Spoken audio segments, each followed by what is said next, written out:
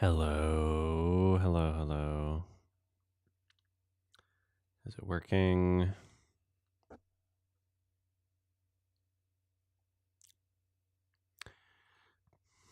Is it working?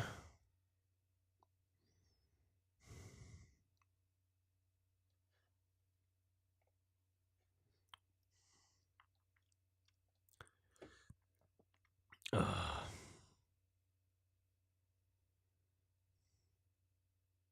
Come on. There we go.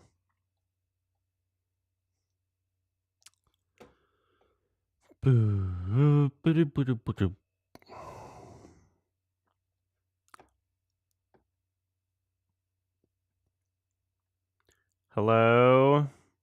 Sup? I need to change something on my end. Hold on. Oh, I know what I need to do. Hello. Hello. Hi, how are you? I'm Good. decent. I was just cleaning up my room before coming on here, so not much is going on with me. Nice. I'm fucking tired. Hello. Me too. Same. Everything's Sucks. exhausting. Yeah. Like I during the Moulin Rouge, I like wanted to go to sleep because I was really tired that night when we were doing that watch along. God. So that was something. I have a question though. So you mentioned that you're planning on like recommending a film for as revenge for Alex for recommending Moulin Rouge.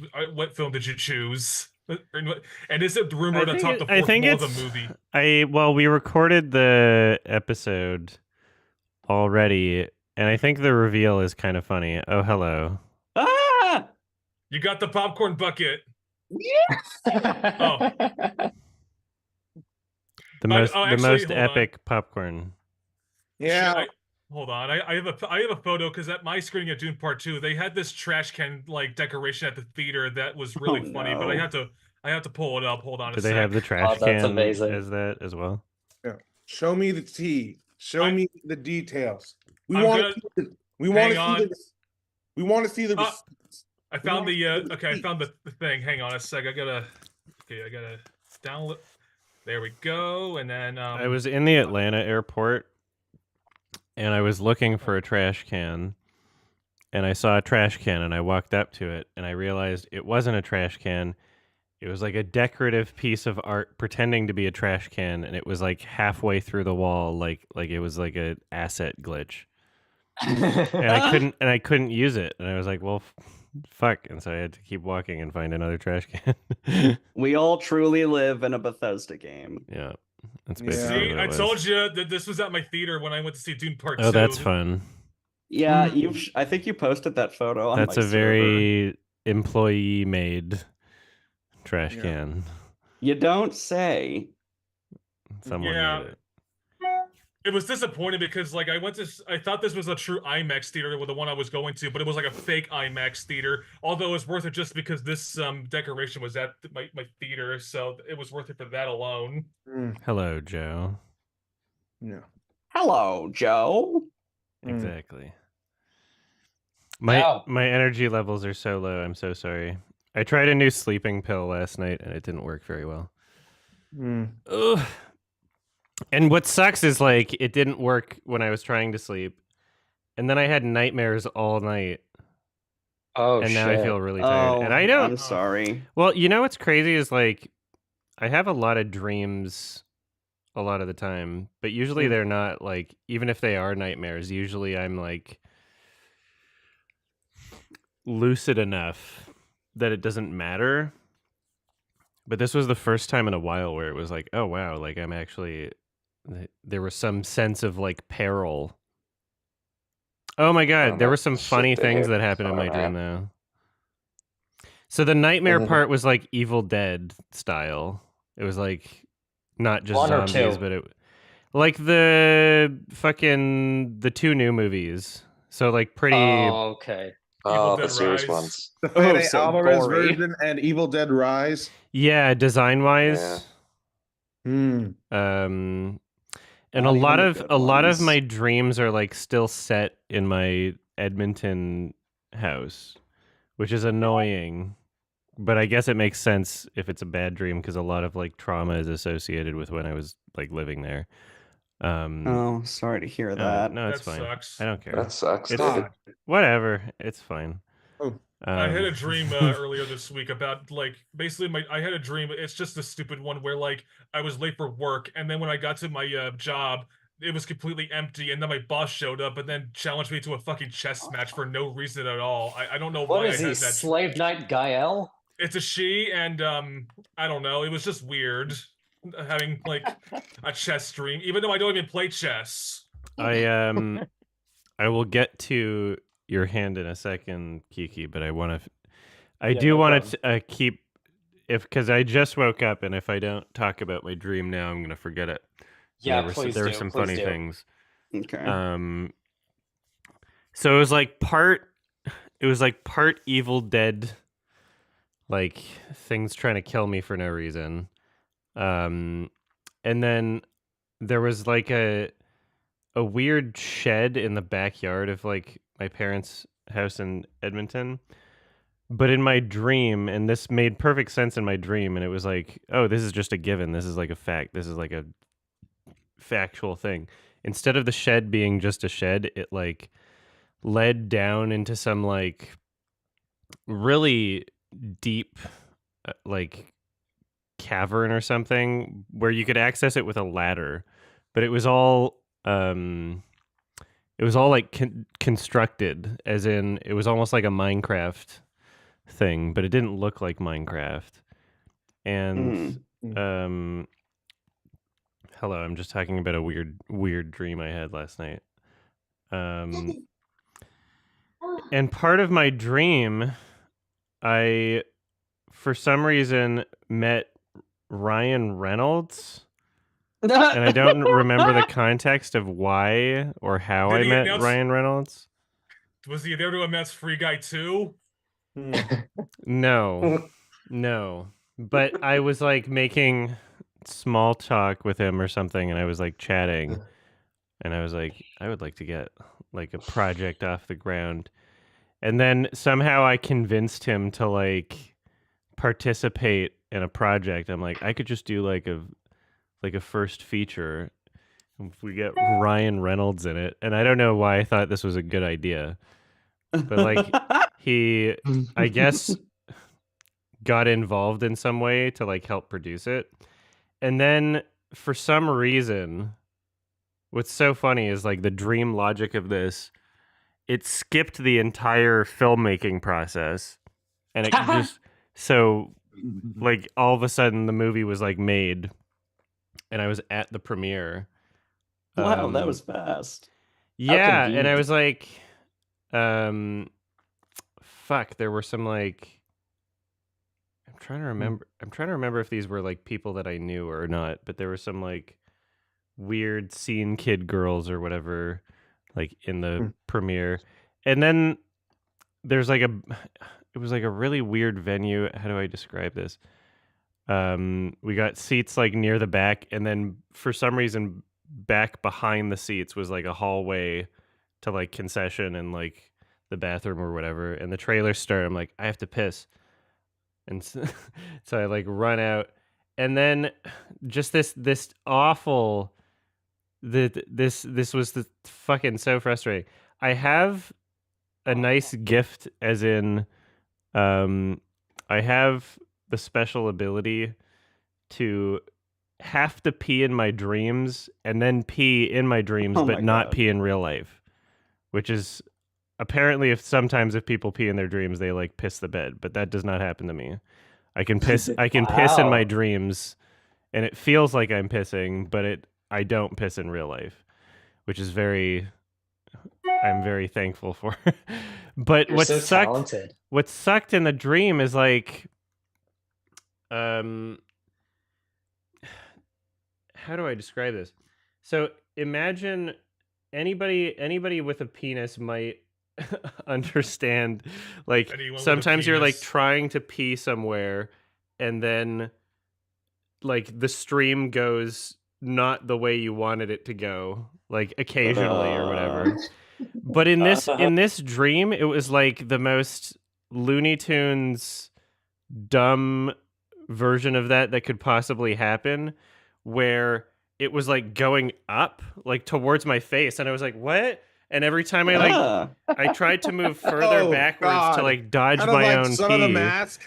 I don't Oh, know. like I've never that. seen that movie, and I tried to move backwards to dodge my own pee. This is a dream, by the way, for people that just showed up. This is not real. You didn't pee in real life. I did not pee in. This is not something that happened in real life. And so, like, as I keep trying to move backwards, for some reason, the pee like moves closer. I'm like, fuck, this sucks. I'm like about to attend my own premiere of my movie, and I'm pissing on myself. It gets on my shirt and my pants. And then I'm like, I don't remember how I solved the problem, or if I just like threw my clothes on the like hand dryer or something, but I make it back and the movie's just starting. And it's a really like, I don't know what the fuck kind of like, it's not something that I would make. Because it was really kind of like tonally boring. And it was just like fucking some girls like on a beach, and like I don't remember the dialogue. It was like dark. And it was really weird because I was watching it, and from like the first shot I remember being like, I hate that fucking lens. Like that doesn't look good. And there were like issues with the audio. I'm like, fuck, that audio sucks. And it's kind of funny because like in real life, if I were to like make a movie, obviously I would be a part of the process, and I would be able to look at these things as I'm creating it, and I would know before it gets to the premiere that these things are issues to fix. But in the dream logic, I was just kind of like already there at the premiere. I'm like, damn, I guess it's something I got to fix for next time. Yeah, and I'm trying to remember if anything else significant happened, but And yeah. then you got a 20-minute Here's a standing question. ovation at Cannes anyway. Yeah, that definitely wasn't at Con. Here's a question, Adam. Sure. Would you make it into like a meta narrative and then turn it into a real movie, your dream? Something like Close Up.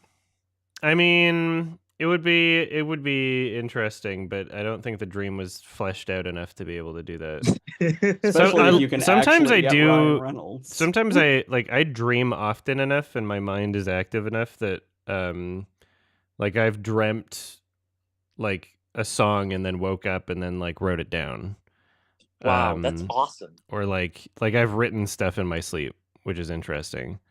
It's funny to me that you dreamed yourself making a movie with like Ryan Reynolds, because like, and then he wasn't in the movie. He didn't even show. Like he wasn't Oh, there. he wasn't in it. I was about to It was- say, you don't even like really like Ryan Reynolds. No, yeah, as an actor, like the so- conversation I had with him in my dream was basically just like me pretending like I don't think he's bad, and just being nice and kind of like. Yeah, about Buried? Deadpool was great. Yeah, No. I loved the bit about the stove. What about Buried? Right, maybe he's a nice person. Maybe. I'm sure he's a nice person. He is. I'm sure he is a very nice person. Yeah. He seems cool to hang out. I don't usually remember the dreams I had. The only one I remember was the one I just mentioned earlier, was the my boss facing me in a fucking chess match for no reason at all. But other than that, I can't remember most of my dreams. Yeah, dreams sometimes are I'll like actually get ideas in my dreams and then I'll write them down, which is weird. My dreams are just kind of scrambled nonsense, to be honest. You know how Like, most I just people- have like vague memories of like images or whatever. The most constructive dreams, and like the closest I get to a nightmare, I'm basically just an unthinking, unfeeling camera recording a horror film. Mm. So here's the thing. Like, I don't think a lot of people, which is interesting. I don't know how to explain this phenomenon. A lot of people just don't remember their dream afterwards. For example, like usually when you have a dream, you remember what's happening for the first 30 minutes, and then it just fades out of your memory. I think there's a term for that, but I don't know, like, if any of you have that experience, or do you remember it? If you try to remember your dreams consistently, then you get better at remembering them. There's something you can get like a just write it down. Just have like some notes near your bed or whatever, and you have like a dream journal. I've never really done that aside from like if there's something I dream about that I really think is important that I do want to I remember, tried like a it. good idea, then I'll put it on my phone when I wake up, like really quickly or something. Mhm. But yeah, That's it's something that can be like learned. It's something that can be like trained, I guess. I'm just gonna read. Somebody left a super chat real quick. Corantz says, "So get this: Charlie Kaufman wrote the screenplay for one of DreamWorks Animation's newest films, Orion in the Dark. Not his best, but worth a watch." Yeah, I did a watch along to it, and I forgot to review it because I I got thought it so was busy. fine for what it was. It had good, I liked the style of animation, and some of the voice acting was good, and I liked some of the ideas. But I thought the second half kind of just didn't work for me. In all honesty, the first half I really liked, but the second half I just wish was better. That's how I would say it. By the way, now that I've seen it, can we talk about Madam Web? Sure, go for it. Yeah. Oh my god, it was so let's fucking funny. let's hold that thought, and I'll quickly just get to the Okay. hand raises first, and then we'll talk about Madam Web. But that's a good idea. Kiki, what's up? Yeah, I can't stay too long because I gotta Okay. go to work. That's what I but, figured, a yeah. couple of things. Yeah, so are you excited for Baby Invasion? What the fuck is Baby Invasion? It's Baby Harmony Invasion. Korine's new movie that's coming to Cannes this year. Oh yeah, I saw the That's Cannes a lineup. good At title. least What the fuck? Oh, did they Yeah, just so release the basically- lineup? most of it, not all Yeah. of it, but highlights of it. I'll give you some highlights. Furiosa is going to premiere at Cannes. Mhm. The new Sean Baker's going to premiere at Cannes. Nora. Cool. Yorgos Lanthimos' new film, Kinds of Kindness, is going to premiere at Cannes. Nice. Is it really? Yeah, it is. And then Inside Yeah, he Out made 2 it is going to quick. premiere at Cannes. Sorry, I know there's- did you say Inside Out 2? Yeah, they're premiering at Cannes. Yeah, that's and- going to be out of competition. Who cares? Well, to quote Aggro Drift, go to Cannes, do it. See his film, see the films, do it. True. See the new Harmony Korine film about baby home invaders, do it. Was that also Shia LaBeouf? Because that. Well, it was from, you said in the review. Oh Travis yeah, no, yeah, you're right. Scott- Mhm. Yeah. That was the I'm so- context. The context of that was a little different. I am so curious about seeing this film. I know this film is getting not so good reviews, but I am very interested in seeing what this entire experience is like with certain It's people funny. It's very funny. being like NPCs saying over and over again that I am the world's greatest assassin It's with no reason. it's I think a it's more of an vibe. I would I watch. think I would watch it again, and I would try to watch it with people that I know won't like it, because that was one of the funniest parts. Was And being in the also- screening and people getting mad.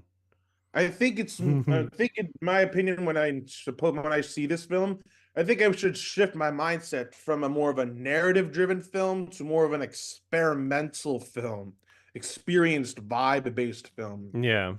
Kind of like an experimental version of, kind of like the experimental version of The Crow. I've never seen the experimental version of The Crow. I'm not No, sure. no, like that Oh. version doesn't exist. It's more like I wouldn't basi- compare it to any other movie, though, even calling it an experimental version of that. No, like a film that relies on vibes and style in order to stand out, but in more of an experimental format. Mm-hmm. Yeah. I guess I'll look at the can lineup. Kiki, did you have anything else to say? Yeah, and then let's see. I actually what was it? Took my mom to see a couple films over the past couple months. I took her to see Madam Web, Very and nice. I also took her. I to should see take my Poor mom to see Madam Web. Yeah, I also took her to see Poor Things, which she really liked. My mom would not like Poor Things. Yeah, My it's dad like- liked it. Yeah, well, My yeah, we mom just definitely. my Yeah, mom makes just sense. time on both. my mom just Yeah, saw so everything. I- Sorry, can I go? Okay.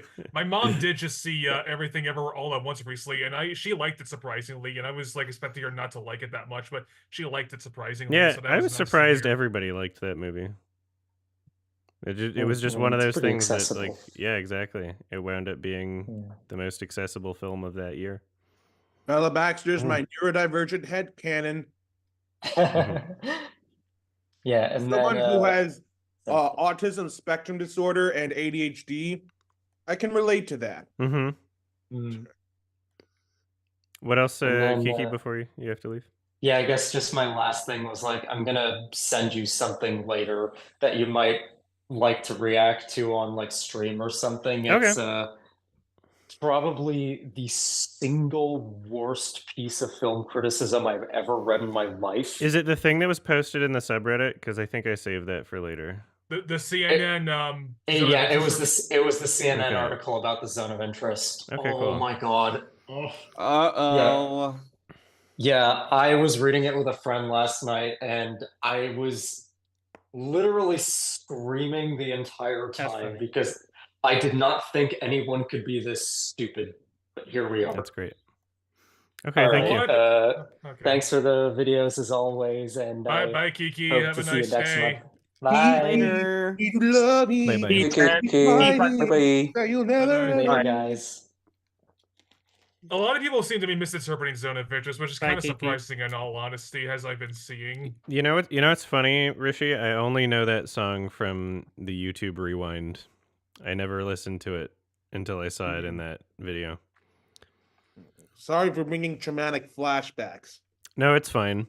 I was never invited to participate in a YouTube Rewind, so it's all just very funny to me. You know, I've always thought of an idea they could bring back YouTube Rewind, but instead of doing what they usually used to do, which is just like make a cringy video, you know how at the end of every year, Spotify does the whole like, hey, here's all the songs Yeah. you listened to. They could do that for Which YouTube, channels except do for you like like YouTube the most, channels. yeah. Like, yeah, and we all know that like, Yeah, why if not?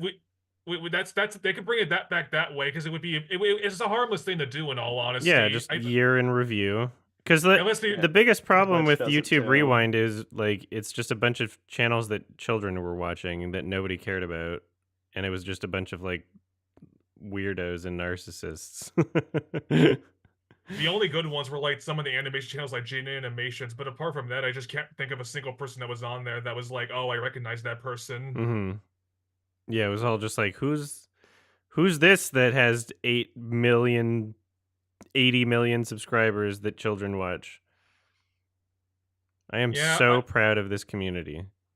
Yeah, if they did my idea of like doing the whole Spotify wrapper for YouTube videos, let's be real. Everyone in this call, it would just be all of Adam's channels. It would be like oh, the most watched channel was YMS or YMS Plays or YMS Highlights or YMS Clips, and it would just be a list of all your channels. Yeah, I want the info of how many hours my most watched viewer is. How many hours have they watched of my content? Yeah. More hours than are in a day. It's 2 times I remember speed. a while ago, YouTube announced that they were going to do a like you could watch 4 videos at once in one tab feature that they were working on, but I don't know if that has ever got that. They never implemented it yet. Maybe they're still working on it. I never even maybe, heard about that. Yeah, it was a thing that they were working on. They haven't released it yet or anything. Maybe they're still working on it, but like imagine just watching all of Adam's channels at once. While also watching Subway Surfers footage, obviously. Rishi, your hand is up. What's up? Oh yeah, you're eating. I have can three things I want to ask you, tell you. First, speaking of The Crow, I bet I'm not sure if you've reacted to it on your stream, but have you seen or heard the horrible things they're doing in The Crow reboot? The reboot of the 1994. No, but I'm not familiar enough with the original to have like a grasp. All I know is that Brandon Lee got shot and died. Rest in peace, Brandon. Yes. But anyways, I swear to God, there are so many horrid things in that trailer. And in my opinion, your reaction time for if Olivia decides to edit the reaction video will be the length of the Christopher Nolan's Oppenheimer. Like you will have just a field day picking every single flaw they did in this. Right. Is the trailer just that bad on its own, or is it just bad for people who have like watched the original? Is it just like a really okay? Both. Who's the director for that film? The new The Crow.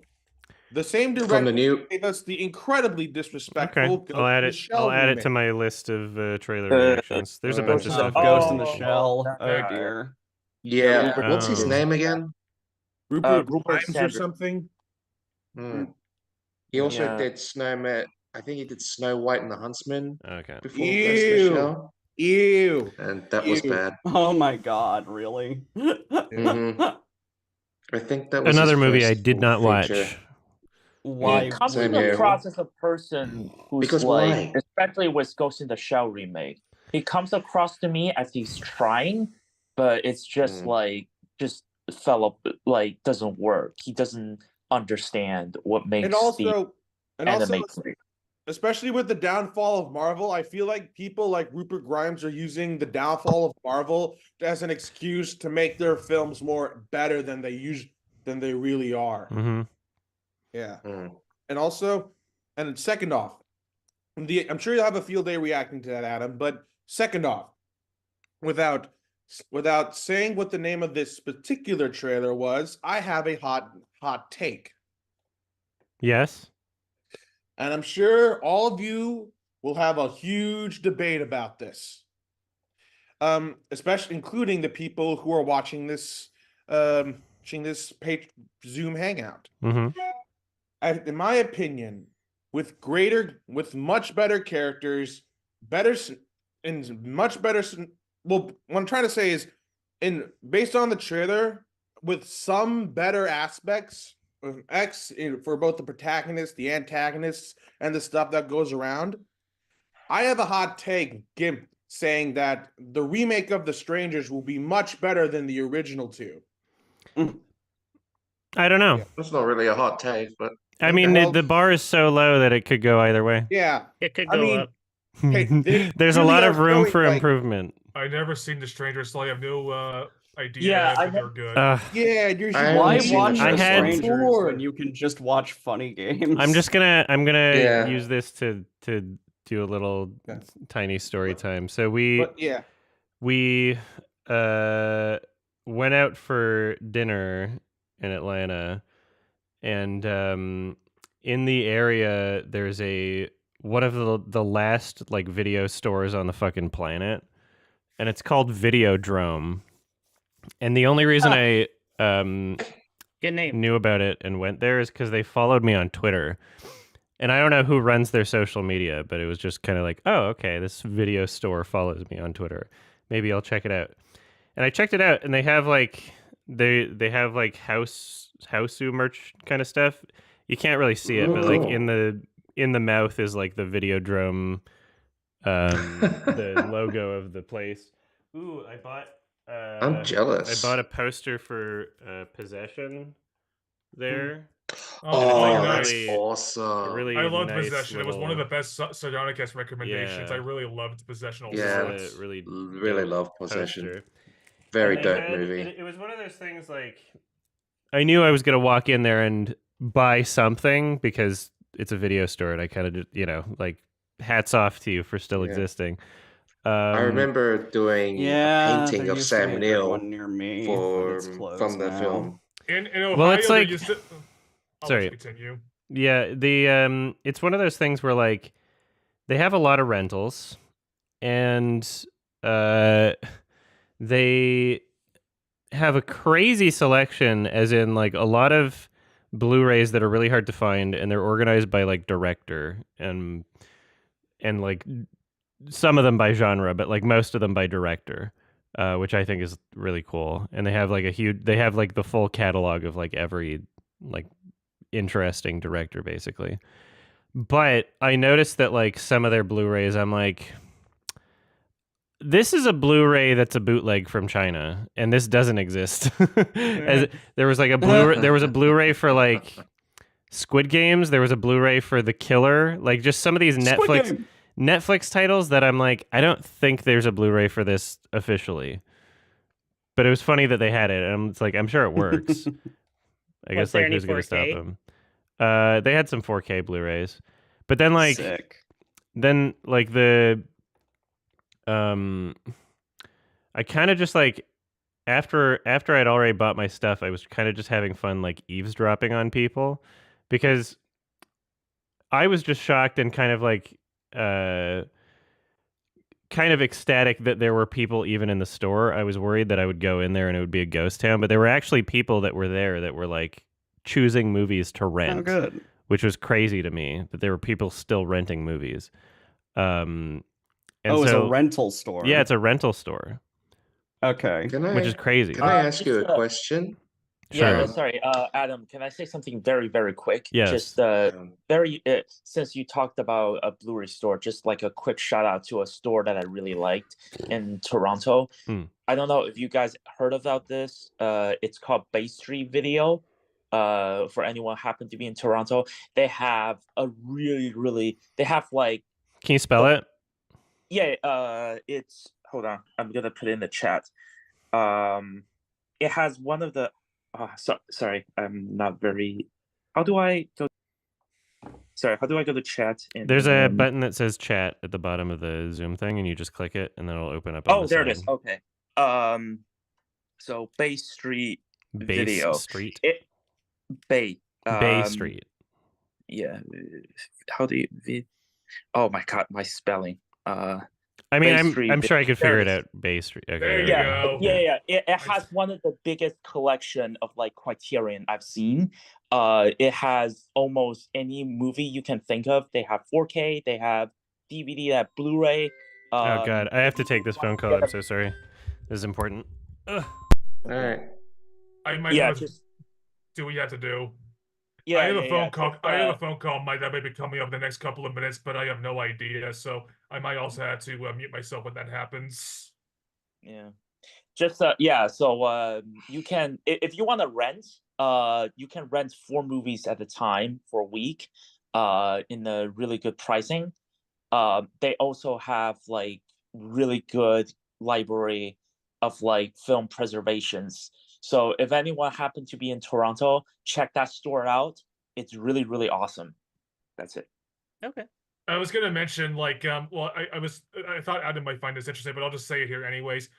Back in for the longest time we had a video store called Family Video that was I think only exclusive to like Ohio and like some of the Midwest states, like Ohio, Pennsylvania, Indiana, and Michigan.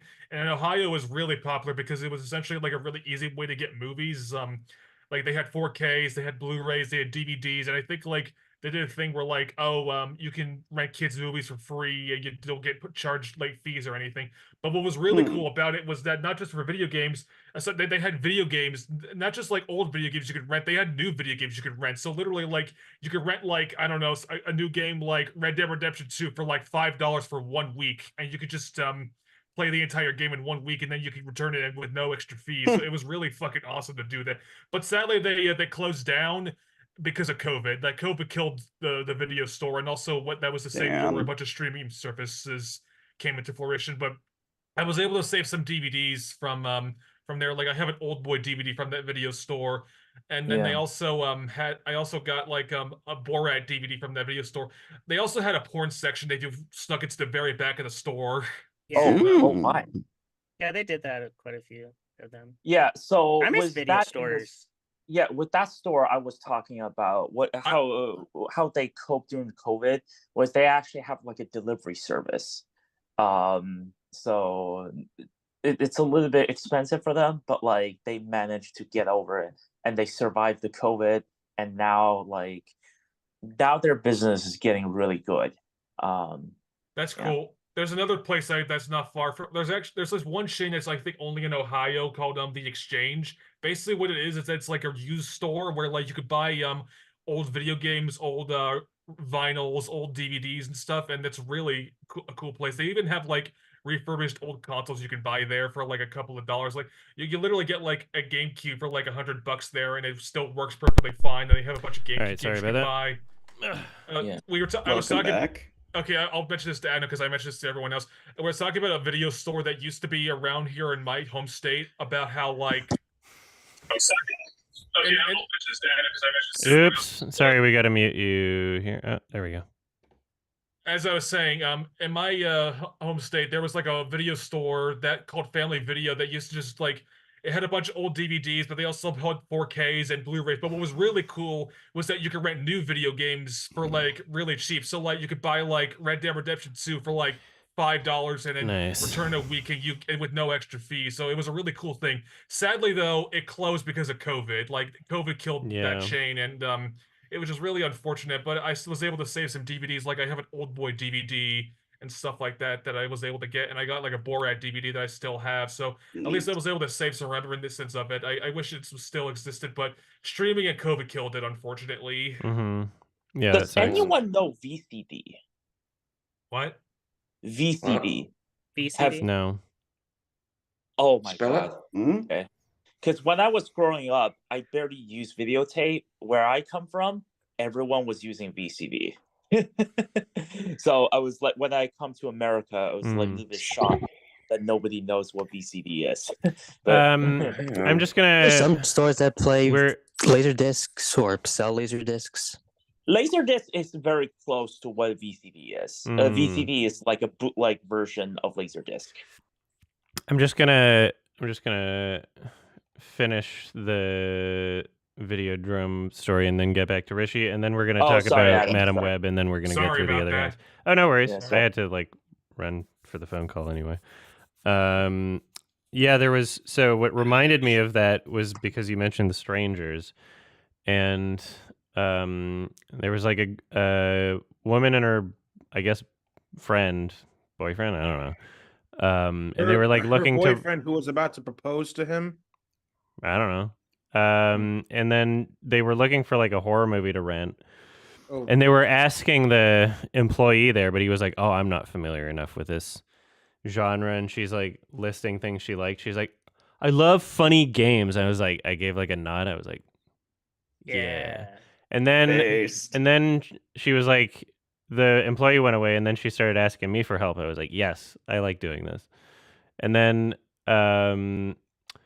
she also mentioned she liked The Strangers, and that immediately threw me off because I was like, okay, well, Oh damn.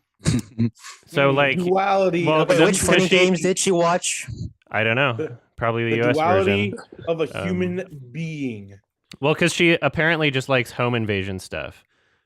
And then I was like struggling to think of like a really good movie to recommend her, because there's so many things on my list of like great horror movies. They're not, there's like one every few years maybe, but there's a lot of like really solid things that I could recommend people that have similar tastes to me. But if somebody says they like The Strangers, then I don't know if I really want to recommend things that are like that out there. And so it was a genuine struggle to try and like think of something. What would you recommend to somebody who likes funny games and The Strangers? Maybe Panic Room? Yeah, maybe, but it's like Home Invasion. they probably already seen that one. Cube? Maybe even that's Don't Not Breathe. That's Home Invasion. That's yeah. Don't That's Breathe very is good. pretty normy. I was gonna say if you would imagine recommend someone who's into well, horror movies. maybe they I would was like, wondering what would happen if you that recommend one Martyrs, the dumb- French film, not the Jason Blum movie. Mm-hmm. What were you saying, Olivia? Well, if they like The Strangers, they might like what was that shit? Hush? Was Hush what the about movie having that the- I got pissed off at the end? Yes. Yeah, that was the one that you gave a pretty low rating to, and like there was a highlight. Mike Flanagan, I believe. Oh what yeah. about M. Night's new movie Yeah, with that the came deaf out? woman. Cabin in- Oh Not god, the that was a Cabin. bad one. It's not a That's good a- movie. What but about if this Straw person Dogs li- starring Dustin Hoffman? Hush isn't a That's a good good one. movie, but if this person likes The Strangers, they might like Hush. I don't Oh, know. I heard- Wait oh. Until Dark is like an old one. Or I heard Your Next is really good. People like that. I don't like it, but people certainly like it. do. Does anyone remember Vacancy with like Luke Wilson and Kate Beckinsale? That could be another one. Yeah, it's like a weird genre to try and recommend because there aren't really that many great ones. Cool Cat Alone. Studios says schedule permitting Invincible season 2 watch along. I think so. Home Alone. I think Cat BF and I could watch Invincible season 2. We need to watch The Curse in April. But Oh, we'll yeah, see. The We'll Curse. see how much time I have for. I'm both. not gonna spoil it, but I fucking love that show. It was Okay, so good. But I've I'm heard not gonna mixed spoil things, it but at I'm all. excited to see what it is. Rishi, heard was I'm really that excited to see what positive happens to the things. episode because that one made me shocked for like days. Just what no happened. spoilers? Don't even tell Don't me spoil anything. it, please. All right. He needs to go in blind. Rishi, did you All right, finish final everything you one, wanted then to say? just one final one. Then in a couple minutes, I have to get going. Sure. But look, Adam, we have different opinions and different tastes in media. Like you don't like Creep because it's nothing more than a guy doing a huge jump scare fest with a wolf mask. Creep. Well, I thought you think- said Creed for a second. I was like, Well, I was confused. I thought Creep was a film that gave me trust issues. I didn't like it either. But I mean, there's a bunch of people that love Creep, Anyways, so that's valid. Anyways, the point I'm trying to say is while we do have different tastes and different opinions on certain films, we do see eye to eye still. But all I can say is, based on the video background that I have on, especially this film that I really, really love. Oh no. Why, along with Olivia, do you not like Baz Luhrmann's Moulin Rouge? It's dog shit. Well, because it's the editing. I can't handle the style. But the editing is but it's more on You the would like this rhythm. because It's Baz it's Luhrmann is a supposed to be thespian, frantic. especially has a very eco personality. Supposed to to him. be frantic. Here's the thing. The fact that it's supposed to suck doesn't change. That I was gonna sucks. say. It's all taking place in Christian's point of view. The fast-paced editing in the Moulin Rouge, and Rouge suggests that he's having a very good time and is about to get frisky with some of the. Well, here's the thing: like that nostalgia critic episode. The quick cuts don't even stop during the serious moments. Even when the music tones down and there's like whoa, something serious just happened. It's still like when there's like no music even happening. And I understand that the maximalist editing is intentional and that is just a part of Baz Luhrmann's shtick. But it is really just something that does not gel with me at all, and it makes it difficult for me to absorb the things that I care about in a movie, like cinematography, like the set design, like the characters. It distracts me from the rest of the experience that I would normally be trying to get out of a movie. So it's not that it's objectively bad. It's just that it just does not gel with me. But what about the fact that it's the only good cinematic jukebox musical out there? That's not true. Happy Feet's better. So you're saying the editing would work better like Thelma Schoomer with Martin Scorsese films? Had better jukebox musical. Rocket Man was pretty good too. No, I I don't agree with it, but I will say, what I ended up doing, partway through Moulin Rouge watch along, I just ended up putting on the Nostalgia Critic review because I know that's his most infamous one. It's his most what one? Nostalgia Critic. Ew. Are you not nostalgic for this nostalgic critic? No, I just like. Well, I mean, I didn't look. There was an era where I did watch some of the videos, but not anymore. But I put that review on just because I wanted to see. A long time ago. I just decided to put it on because I was like, I just wanted to see like why people hate this one, along with the wall review, and it's like, people hate the nostalgia critic review. I mean, pretty much, yeah. It's considered. Although I will say, I'm not gonna lie. I'm sure those people will show up in the Sardonicast comments. I'm not gonna lie, I had a better understanding of the plot through the review than I did watching the film. Like, I could better absorb information through their review than I did watching the fucking movie because the movie was so fast-paced and that I couldn't absorb any information. Whereas watching the review, I was like, oh, I understand the plot now. Yeah, I mean, it's obviously you would very. understand it. Just give into It's it. evenly Just paced. give into it. Just turn your brain off. The plot Just is enjoy fucking it. Stupid. Also, the fucking Ricky, main I have a quick character is question an for you, abusive Ricky. piece of trash. Fuck him. Ooh. He was Again, just Moulin Rouge is hurt. like the He was second just adaptation hurt. of He's the hurt. original. He's hurt. So that means it's okay for him to be mentally abusive. Got it. Rishi, I have a quick question for you. You seem to like Baz Luhrmann. Yeah. What's your thoughts on Elvis? I'm curious. I think, in my opinion, it shows the best and worst of Baz Luhrmann.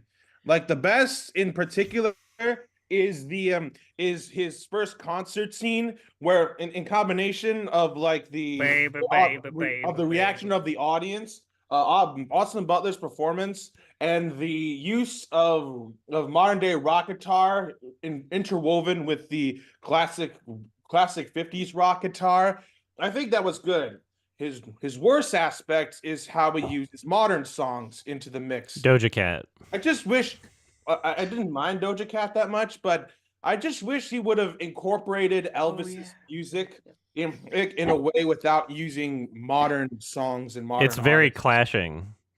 Yeah. Especially when you're doing like a when you're some people love Romeo and Juliet. What's weird is that he decided Trust to me, do a biopic, Adam, but then just made a jukebox movie again. If you give Romeo and Juliet starring Leonardo DiCaprio and Claire Danes a low review, I swear to God. But if you He's do never that, gonna watch it. He's never gonna watch it. I will never willingly watch another Yeah. Baz Luhrmann film. So it would have to be recommended by Alex or something, or like nominated for Best Picture. Like I don't know. You know what's crazy is that like when I was younger, I really loved Moulin Rouge, but recently I saw Elvis. I was in the cinema. I stayed there for 20 minutes and I had to get out because like that movie was like not even joking. It's just like making me get me out of here. Really, really sick. I watched Great Gatsby when it came out. I remember I heard really that liking one it. is awful. That one with the meme. Well, I remember kind of liking it. Then I revisited it like several years later, and I had to turn it off after 5 minutes because of the editing. So yeah, I agree, Vice. Something I'm always afraid of is that like there's always like movies I loved a couple years ago, and then it's like okay, we grow a little bit older, we learn a little bit more about filmmaking, and it's like oh my god, it's like what if like I'm gonna hate the thing that I loved a few years ago? It's not a big deal, but don't you guys ever fear that? I don't. Well, I wouldn't fear. I wouldn't fear that you grow up as kids and you realize, oh, that's just poorly aged in terms of the CGI, for example. Here's the thing, like nostalgia for me goes back to a lot of childhood memory shit. Like the Kingdom Hearts franchise was something that I thought was like the coolest thing ever when I was a kid. And then when I watched it again as an adult, I'm like, this is stupid. But I think there is something just kind of nostalgically funny thinking back, like, wow, I used to like this, really? Yeah. I will say, I think that's part of the like the Kingdom appeal. Hearts now? Yeah. What about Olivia? Just follow up. What about things that like a little bit? For example, like imagine you were a kid and you were really depressed, and you watched a movie that's like, oh my god, like it really speaks to me and made me cry. And then years later, when you rewatch it, it's like, wait a minute, you know, that film really doesn't say anything. It's just my emotional state at that stage matches. You know what I'm saying? I mean, that just tells me that I've grown as a person since then. Yeah, there's nothing to. It's a good thing, if anything. Yeah, there's nothing That's to true. not want to like. I don't see any reason to like fear returning to something, even if you think it's going to be bad. And you know what? Maybe you'll be pleasantly surprised. There's some things where like I'm like, wow, this aged better than I thought honestly, it would. In the context of Kingdom Hearts, I still enjoy it. Partly because the gameplay is still like really solid, but like it is really fun watching the fucking hokey cutscenes and laughing at them. Like the writing in that game series is fucking awful, and I'm all for it. I like the Mickey Mouse in those games. Yeah, I'm one with like a nostalgic Say, nostalgia fellas! critic. Or Was I used somebody to here watch him all talking the about the time, door to too. darkness? Look, and also I must add what the only reason why he like almost like humiliates Satine on stage in the film is because he's hurt that he is thinking that Satine loves someone else. And then when Satine sings to Christian during the songs to the great finale, she's saying to him through singing that she still loves him. And even on the inside, when he was calling her a whore. All I saw was just a petty little rat on the of outside, a man throwing it a looks fucking like temp- he's Can you not humiliating her. interrupt? But on the inside, he is hurt. I don't care if he's hurt. He was treating her like shit. It wasn't okay. Like that was just abusive. It sounds to me like it's the equivalent of like taking the blind guy from Don't Breathe, despite the heinous things that he did in that one, and then making him the good guy in the sequel. All I saw was a grown man acting like a little fucking man baby and throwing a tantrum on stage because somebody broke up with him. I don't like the protagonist at all. I think he's a piece of shit. And I think the movie glorifies a relationship glo- that is ultimately insanely toxic. It's more of kind an of glorifies abuse, doesn't understandable it? thing rather than a relatable thing.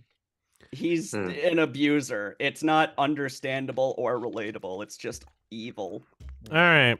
Well, But anyways, I better get going. And trust me, thank you if for sharing. if you ever do a watch along to Romeo and Juliet, right, Oh you dear. better call me over because if you don't invite me over and watch it and think it's bad, then you don't understand it. You just do not. Well, I'm comfortable not understanding Buzz Luhrmann's films at this point. So, Well, anyways, I hope Adam, Olivia, and everyone else, I hope you all have a wonderful you too. day. Thanks All for right, bye. joining. Have a nice Thank you. day. And as always, Take care, Rishi. Appreciate long it. live the Shy Loot. Yes. Later, bro. Later. Thank you. So we have Bye. some other hands, but before those hands were raised, Olivia did want to talk about Madam Web. So Yes. let's do that yes. first. Yes. It Yes, was I've seen it. insane. I fucking like I watched it shortly after the last Hangout, and I'm like, fuck, I wish I watched this earlier. This is the funniest shit I've ever seen. It's very epic. It's It would have been on Valentine's Day though, It's so so you fucking- probably had like a bad Valentine's Day day. like first off, Uh. like when I arrived and I bought the ticket for Madam Web, I just kind of casually mentioned to the cashier, like, yeah, I came to see this movie because I heard it was terrible. And he said, I've seen it. Good luck. Which was very funny. That is funny. And the movie was just fucking hilarious. It was really I did funny. I'm not- like, I did not have the privilege to Like- see it because I had to move and just the unpacking and fixing parts of the house kind of like got in the way. So There were parts All where I I can had say to about cover my Madam- mouth, like to Yeah, me not too. laugh too hard. One of them is when she's like fucking talking to like a VHS tape of A Christmas Carol or something. She's like talking to Scrooge, and I was just covering my mouth. trying not yeah. to laugh. I forgot about that part. It was It has, so like, a lot of She fucking great loves moments. A stupid. Christmas Carol. I love some how, All I reason. can say um, about Madam Web is it kind of offensive that they dub over this guy who comes from a French background? I'm not sure what was their motive other than the fact that I think they he doesn't sound very good. I think they like just forgot to mic that room. Like that whole scene Every- that they filmed. Every scene? Even the No? part I where don't the think it was- woman's in the jungle. I don't know if it was every scene with it. It was most scenes with him. I don't know what the I don't know what the issue was with him. Also, can we talk about those fucking fireworks at the end? Oh They're yeah. fucking fireworks, but Well, they they- take out a brick wall and a helicopter. See, that's the went thing is, on for, like, like 25 minutes. When they show fireworks in a movie, it's difficult to tell if the implication is that they are fireworks or if that they're explosives and that we're too stupid to know that they're fireworks. Because a lot of movies will do like, oh, there's explosives here, but then they'll just shoot off fireworks and pretend like those are explosives. I mean, technically they are, but like it's not like a C4 or like a missile or I don't know. No. And also, it was in the Fireworks are Pepsi just- factory. I don't know what the hell. I loved Yeah, how yeah, Pepsi that- fucking killed the bad guy. What I is love how Pepsi Pepsi up was to? literally killed the bad guy. Pepsi was literally like must have paid to kill the bad guy in the film. Like that's my theory. There were a So bunch of Pepsi product insanely placements. funny. Man. He got And also killed a by a PSP giant cameo bee. because it's Sony.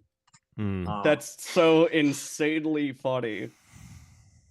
Yeah, I guess thought it Pepsi and was gonna Sony end are with, buddies. like his fucking stupid vision coming true because he tried to kill those girls. That but would it's make the like, most oh, sense. Because he now just it's got like, okay, killed your by a vision wasn't sign. even right. Yeah, Your The vision vision, was, which like, started the whole wrong. plot, like, and you were so sure about that but you. yeah, if like someone fucking tried to kill me and then I became a superhero, no shit, I would kill that guy. Yeah. That reminds me of the Dead Zone, only it's much more stupider in terms of the outcome of it. Well, he was so sure about his vision that he got like high quality resolution images on his computer from his vision somehow. Oh my god. And In the then early aged them 2000s. up and removed their masks. Or The aged 2000 them shit down. was so obnoxious. I don't too. remember. Like Madam Web literally saying, I just want to go home and watch Idol." It's so stupid. It was like, It's There's like- also a lot of I- Beyonce I'm songs just- just because it takes place in 2003 back then. I don't know why it even took place then. Like I figured No out it was reason. like it was so dumb. Well, maybe because also, like Peter fucking Parker mom. was when Yeah. he was born was 2003, right? People were speculating like that it was supposed to be like earlier than that, and then they changed it because apparently there were a bunch of rewrites, but Supposedly. I mean, like a lot of the that's what I've songs heard. felt like way older than Yeah, Britney 2003. Spears, Toxic. Toxic was Peter Parker was around born in 2003 and early Homecoming was in 2000s. 2017. Yeah, no, it's that would around make him then. 14 years old at the time.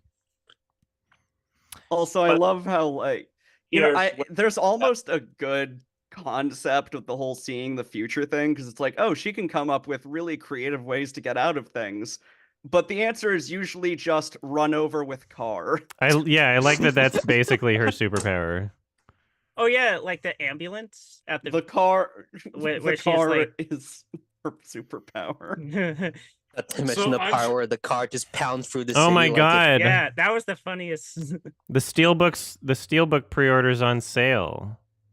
Yeah. It was like $50 before, now it's like $34.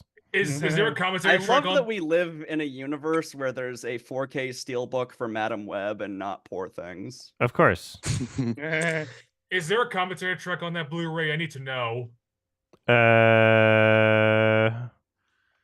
Probably not. Yeah, I Let's figured out because I see. tried looking at the Morbius Blu-ray, see if those commentary track. It's just featurettes on Morbius, so I doubt there was going to be one for Madam Web. I do want to know: was it true that like somebody got arrested for masturbating at Madam Web in front of Sydney Sweeney? 'Cause No, I that need was to a know different No, movie. yeah, that was that Lovers was, Love Lies Bleeding. yeah. Yeah, that was at Love Lies. Yeah, that was at Love Lies Bleeding. The guy got arrested for having his dick out in the theater. Bizarre. They need to free him. Oh, He what? did Mm, nothing no. wrong. I don't know about that. I don't It's- Adam, are you gonna watch Love Live Bleeding? Or what was that movie? I I saw don't it. have any plans to. I'm trying to think why I I would. think you reacted to the trailer. Yeah, I I don't saw it. remember. I saw What? it. I liked it. I mean, I thought it was like a low 7 for me. I can't. The ending took me out of it, but I thought for like what it was going for, I thought it was fine. I don't know, good performances, but like there were just some moments in the film that legitimately took me out of it. Yeah, I'm definitely pre-ordering the 4K now that it's cheaper than it you was guys before. like Saint Maud, right? Hmm? Did you guys like Saint Maud? I thought like Saint I Maud like was Saint okay, but I Maud. feel like Oh the yeah, other that is one the was same better in director, terms right? of Yeah. the Yeah. story, really. Yeah, Saint Maud was really fun. I like that movie. It kind of reminded me of Taxi Driver, but with a Christian angle. Christian Taxi Driver, huh? Taxi Driver with a Christian angle. That's why I got out of Saint Maud, mainly because the main character is kind of aloof to the world and to the society, and he only has one person to relate to. All right, I got the Steelbook. Martin Nice. Scorsese Martin Nice. make a sequel to Peak Taxi. cinema. Taxi. I can't wait for the Criterion. Yeah. Oh, Madam Web, yeah. I mean, I really wish. I hope Poor Things get the Criterion at some point. Disney That'd be has done. sick.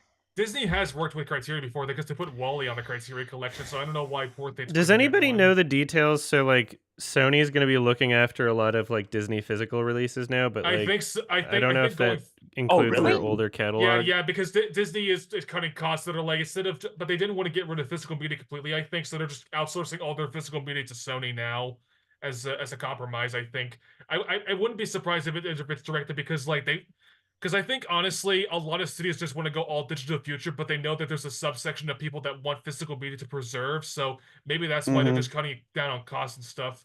I did know that kind of unrelated but related as well. Team America World Police is getting a 4K later this year, so that's gonna be fucking Yeah, I fun. saw. Didn't they try That's to sick. release like hope it's the a unrated version of version. WandaVision, like a WandaVision box that didn't even have a fucking disc in it? They did that initially. I think now you can get a disc with it now. I think they changed it to Oh where now it's a yeah, disc. that's funny. That's I forgot about insane. that. That was like one of the most absurd things I fucking heard. Well, we don't want people to unsubscribe from Disney Plus, so we can't give them the movie. True. But they want something on their shelf. So I know you. I know you didn't like this movie, Adam, but I keep looking for Killers of the Flower Moon 4K, and it's like I just can't find any of it, even though it's like a really. does big it movie. exist? in Italy, but not it's Oh. region B only. So it's like it's region locked. Are you sure that the 4K is region B only and not just the Blu-ray supplemental? Because sometimes a 4K there's I only think there's so. only Aren't like region a locked, are they? well there's like Well, 10 the or Apple less. ones are. Sorry. The Apple ones are region locked. Like I keep Oh, all looking the for, Apple ones are. Yeah. I For, heard like, that there Apple were like TV Plus. under 10 actually region locked 4K Blu-rays, and that the ones that were region locked were like a mistake because they're not supposed to be region locked. Well, for Apple movies, they are, because I keep looking for Killers of the Flower Moon, and the ones I find are region locked. Have you tried them, or have you like searched on Reddit about them? Because a 4K Blu-ray, if it comes with like if it's a 4K UHD and it also comes with a Blu-ray, on the listing it'll say the region locking of the Blu-ray, but that doesn't necessarily mean that the 4K Bluray Well, itself someone is on region Reddit, locked. I looked on like a 4K Blu-ray subreddit, and somebody mentioned that like the thing was region locked. that So sucks. that's where I got. It's so lame. I don't even think they Man. make region-free 4K Blu-ray players. Yeah, that's an issue. You gotta hack it. Yeah. Or pirated. This is why piracy is essential. Mm-hmm. Mm-hmm. Especially when you can't afford any streaming services. Yeah, I actually did resubscribe to Max because there was enough stuff on it that I wanted to watch. But I'm actually still glad that I don't have Disney Plus anymore, because there's literally nothing on Disney Plus that I want to watch. Yeah, I had like a free thing with my old phone plan for Disney Plus, and I definitely did not continue that. There was nothing that I was really what watching streaming on there. service do you still have, especially if there's like Sorry? a war recommendation? What streaming service do you still have? I have Netflix, Max, and Amazon Prime, and that's it. That's all the streaming services I own. I'm using my I have dad's Max and Netflix, Amazon and they haven't Prime. cracked down on me somehow. And I'm sharing Max with someone else, and I think I've got Mubi right now, but I'm debating getting rid of it because I don't really use it much, and like maybe I'll just resubscribe if there's something on it that I really want. I barely use Max now. Ooh, I just remembered. Wait, don't you something. still have Peacock if you're gonna watch Halo 2? No, Peacock's Paramount Plus. Peacock. That's Halo's Paramount Plus, and that just because it's on something doesn't mean I'm going to subscribe to it to watch it. Oh, not anymore. I never had Paramount Plus. I had Paramount Plus. Literally, I had Paramount Plus for the Curse, and then as soon as I was done with it, I canceled it. Although I think the Curse you could buy on like digital now for $15 on like YouTube Movies and like Amazon and stuff. So if you just want to watch the Curse on its own, you could watch all the episodes for $15 by buying it. So at least there's an alternative. I hope it gets like a physical release of some kind, because I would fucking love to see that happen, because it's a great show. Not gonna spoil it, but great show in my opinion. And I've been watching Invincible Season 2. I'm gonna catch up on that, and I gotta catch up on a bunch of HBO stuff. I still haven't seen a single episode of Succession yet, and I want to get to that really fucking soon. I really do, and a bunch of stuff. I just want to know if the Team America 4K is gonna be the unrated cut, because I like the unrated cut's really funny. Is it because of the scene? Because they do scat on each other. It's funny. Fun. I think that's pretty much the only difference, right?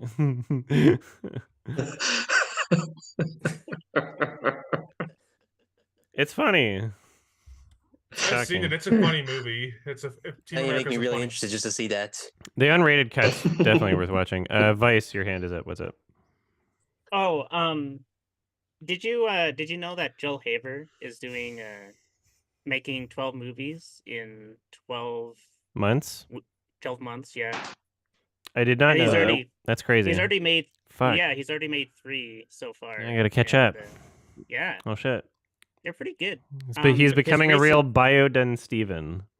Yeah, his recent one he did during the Oscars. And it's like 50 minutes. And it's like pretty low commitment, but pretty impressive as far as like being able to come up with a script and shoot. His second one had like quite a few settings, which was like pretty impressive. Just being able to like shoot a bunch of like places, and they get into like a feature length. I should make a movie festival. with Joel Haver, if only just to get him to like try the festival circuit, because I think he would do really well there, and it would open him up to a lot of networking and collaborators. Do you think Yeah, you the have enough experience just to have it released in like Toronto, for example? Toronto maybe, but there's a billion film festivals everywhere. There's Atlanta Film Festival happening in like the end of April, and I'm gonna be in town. But I looked at their selection. I was like, "There's nothing familiar or even remotely interesting here," which sucks because I thought I was gonna do it, but there's like nothing sticking out to me, which is a weird thing because usually so many festivals at least have like a couple things, right? Adam, you talk to him. Do you think he will be interested? In what? Doing a Yeah, collaboration? and then go to the film festival I don't know. together. I've Okay. never That'd be dope. never I mean, That you would be dope, collaborated yeah. with iDubbbz before, so you probably have enough knowledge Yeah. of all these people. Yeah, Yeah, I he has love him. connections. Yeah. Yeah, I love Oh, him. He's one super. thing. Yeah, one thing that he has on his other channel is him breaking down like the budget for his newer films, Mhm. and so he'll talk about like camera setups, equipment, like buying food for everyone, catering, and Mhm. yeah, I mean it's like pretty also interesting as far as like filmmaking goes. Like he's able to show everyone like how to make a film. Mhm. Yeah, I Funny really enough, liked what was the one called that I saw?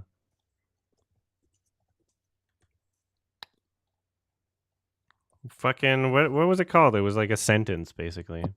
Yeah, his film like titles don't like stick with me, but at least Pretend That You Love Me. I really liked that one.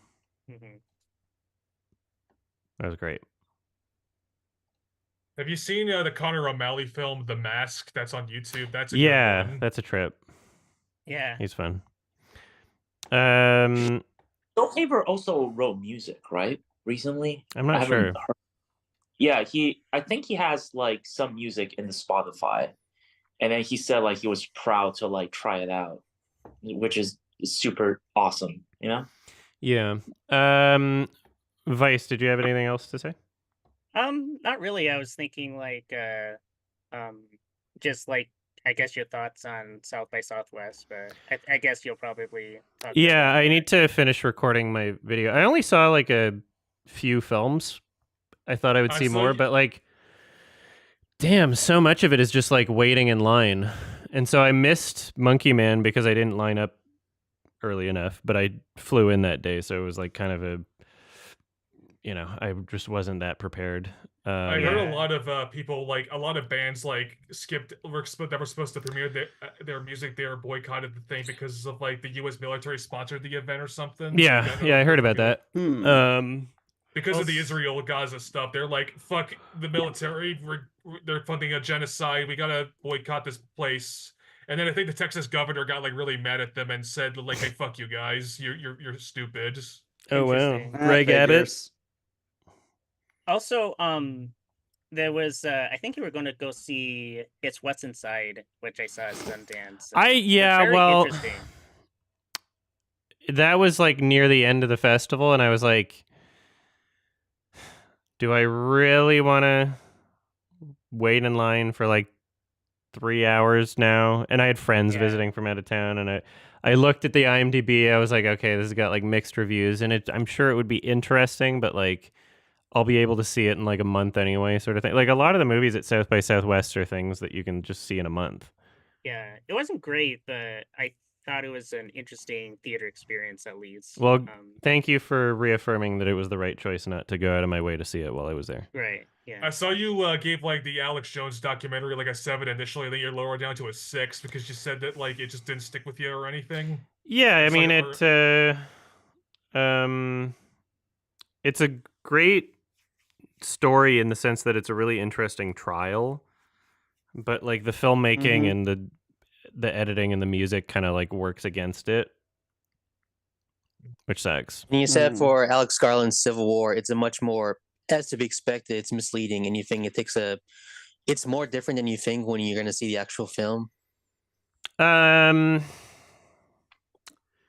It's just it's a movie that would be better without its main characters.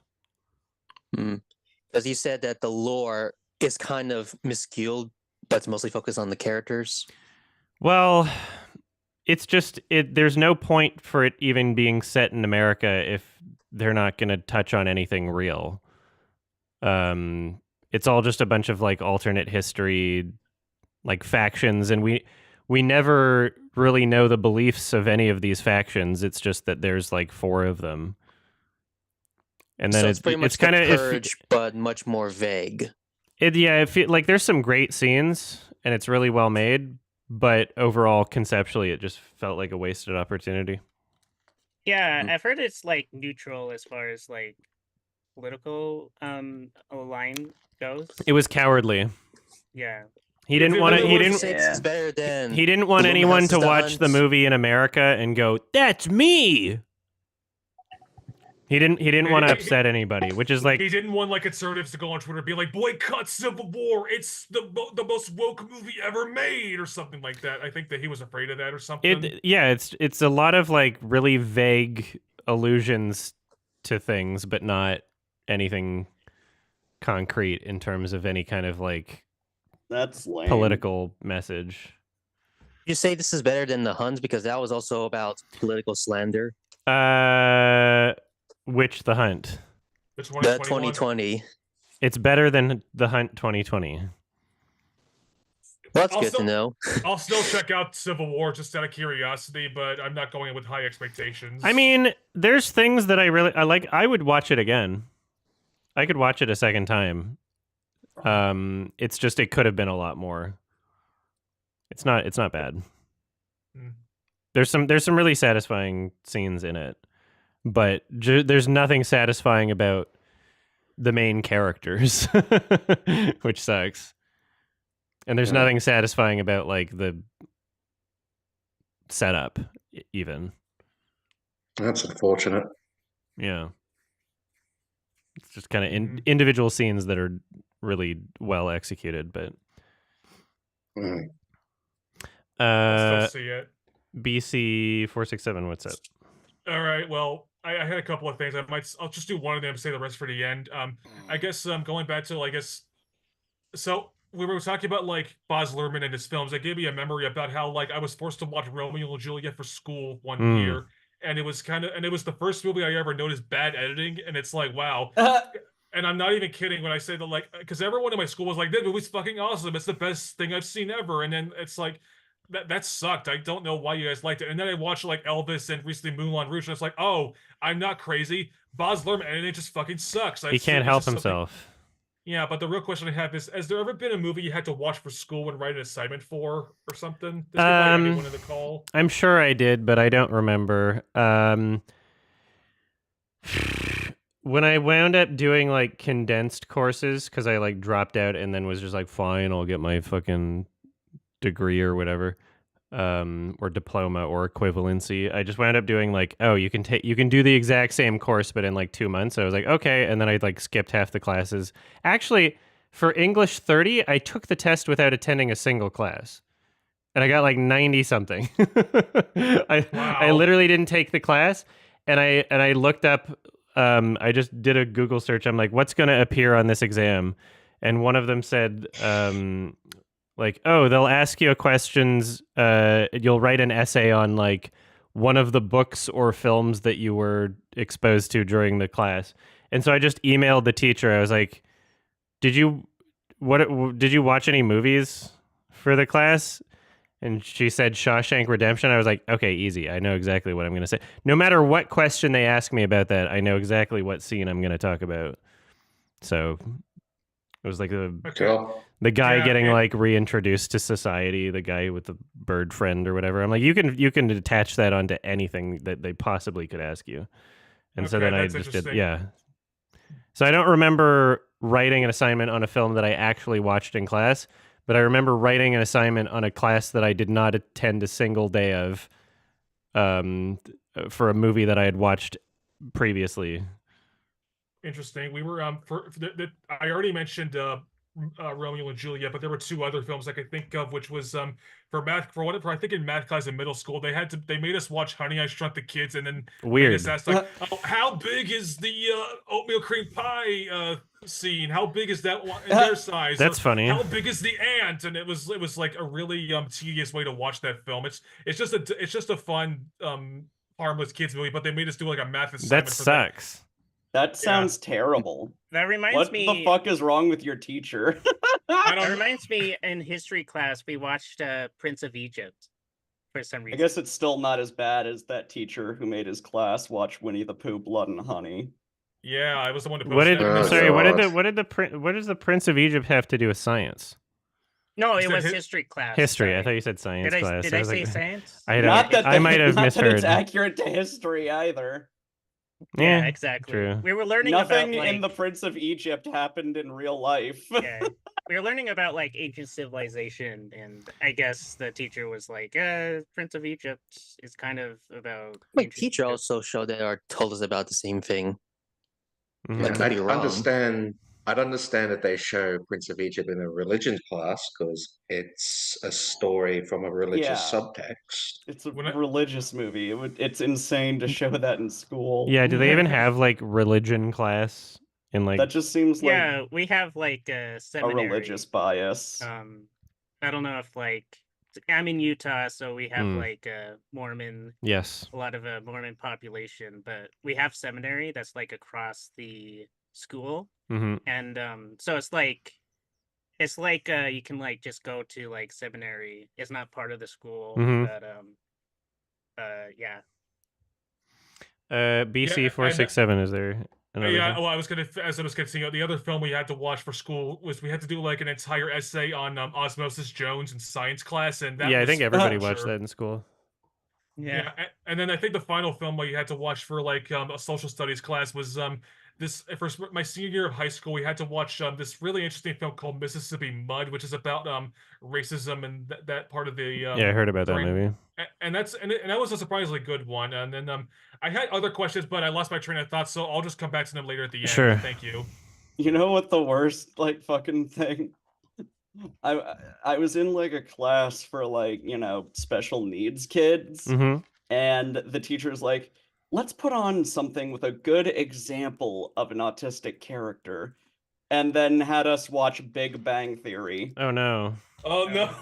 with was thinking, Sheldon like- Cooper I as was the thinking, like, supposed autistic Bazinga! character. I'm not trying to be the only one to That's say this, very but odd. if you're, well, I'm not trying to be the only one who's ever done this, but has any of your teachers ever put on The Blind Side when they're bored? No, I can't remember. If I they could did. imagine a lot of teachers doing that.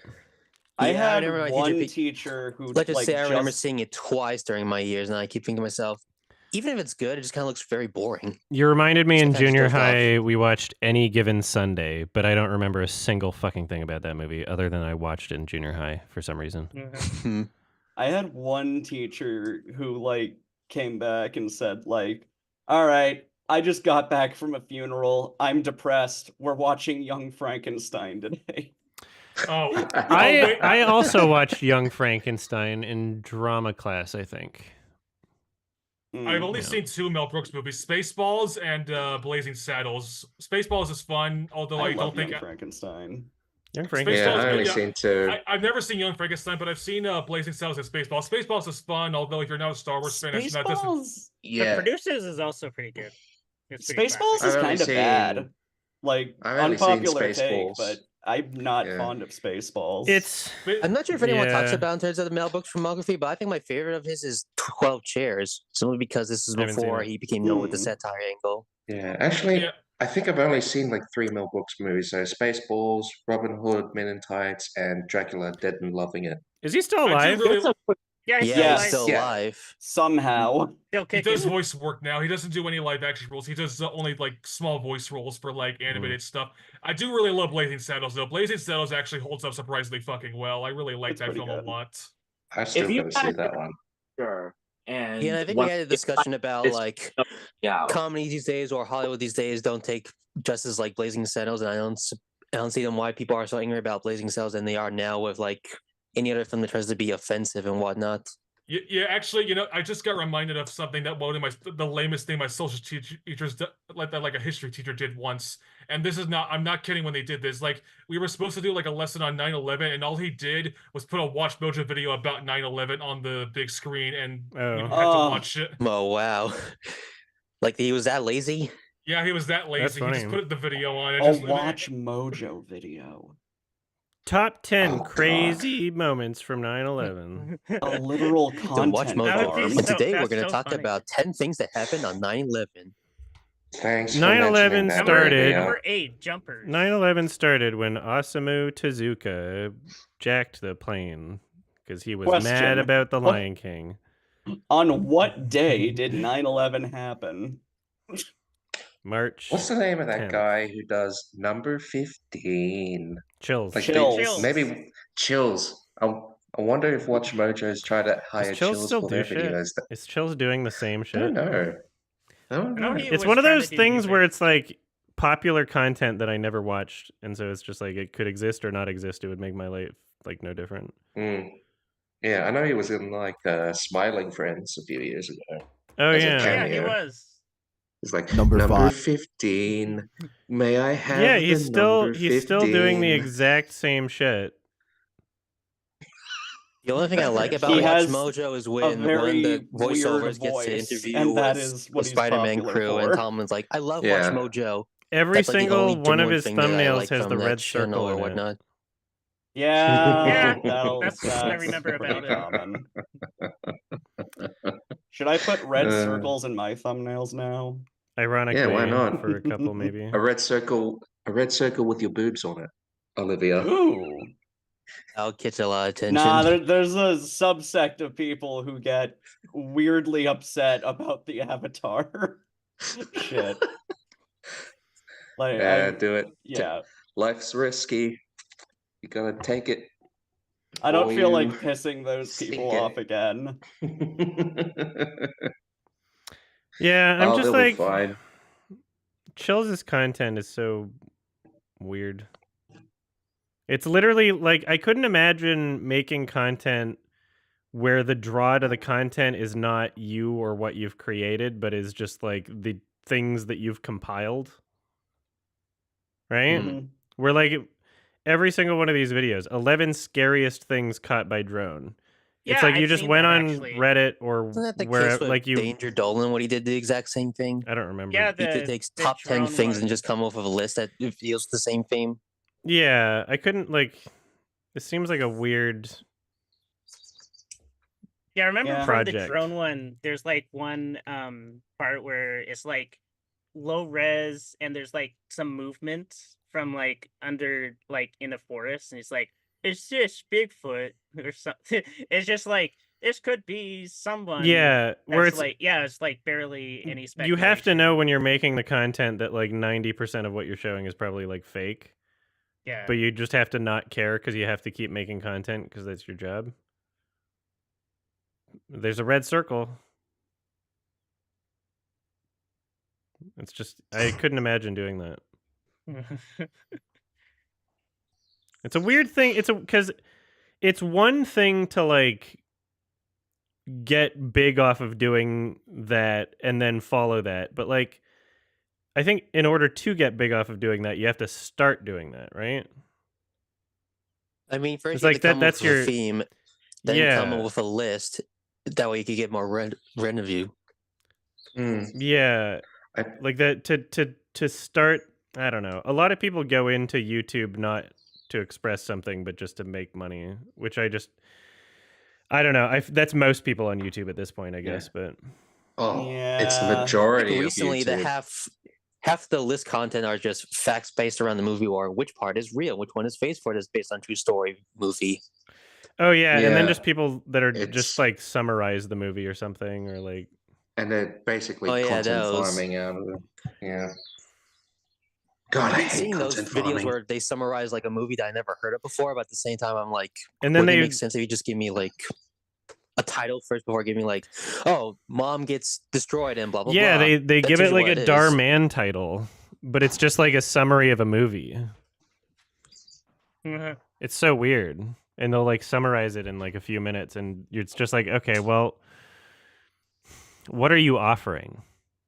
To be fair, most of the stuff are stuff I never heard of before, but when I look on what the reception are, they're usually bad. Mm-hmm. Mm-hmm. Have you guys heard of this YouTube channel? They do like animations and they talk about the evolution of like basically like movie characters. Like they did the evolution of I know Chucky. it Is was. it the one I, where they did Godzilla? I saw Yeah, the that's the one. I saw the Jason the Jason Voorhees one. That one I thought that channel was all right. I from what I where I might have I- seen it I- in my recommends or something. I saw Jar Ew. Media react to that. I saw Jar Media a while ago react to that like famous that infamous animation of just a bunch of like villains from pop culture films just like duking out each other. It's Usually like, that. oh yeah, it's Joker versus Darth Vader. It's an epic battle, and it's like really cheap animation and kind of shit. I saw Jar Media react to that. It was a funny video, at least. Jar Media want reaction. Cartoon rap battles. No, it was a different one. Because that was a Verbal Ace or whatever. That was kind of an interesting thing. God. Well, because The Has the he, Hotel Masturbator. yeah, that's funny that's like most of what people know about him. But I just during that whole thing, I checked out his content. I'm like, okay, what's your most popular shit? And it's literally just Pennywise versus the Joker, Mario Mario versus versus Sonic, Black yeah. Panther versus Batman, rap beatbox battles, $50,000. cartoon beatbox battles. $50,000 so weird. with a failing channel. Very basic kind of shit. Very, very basic.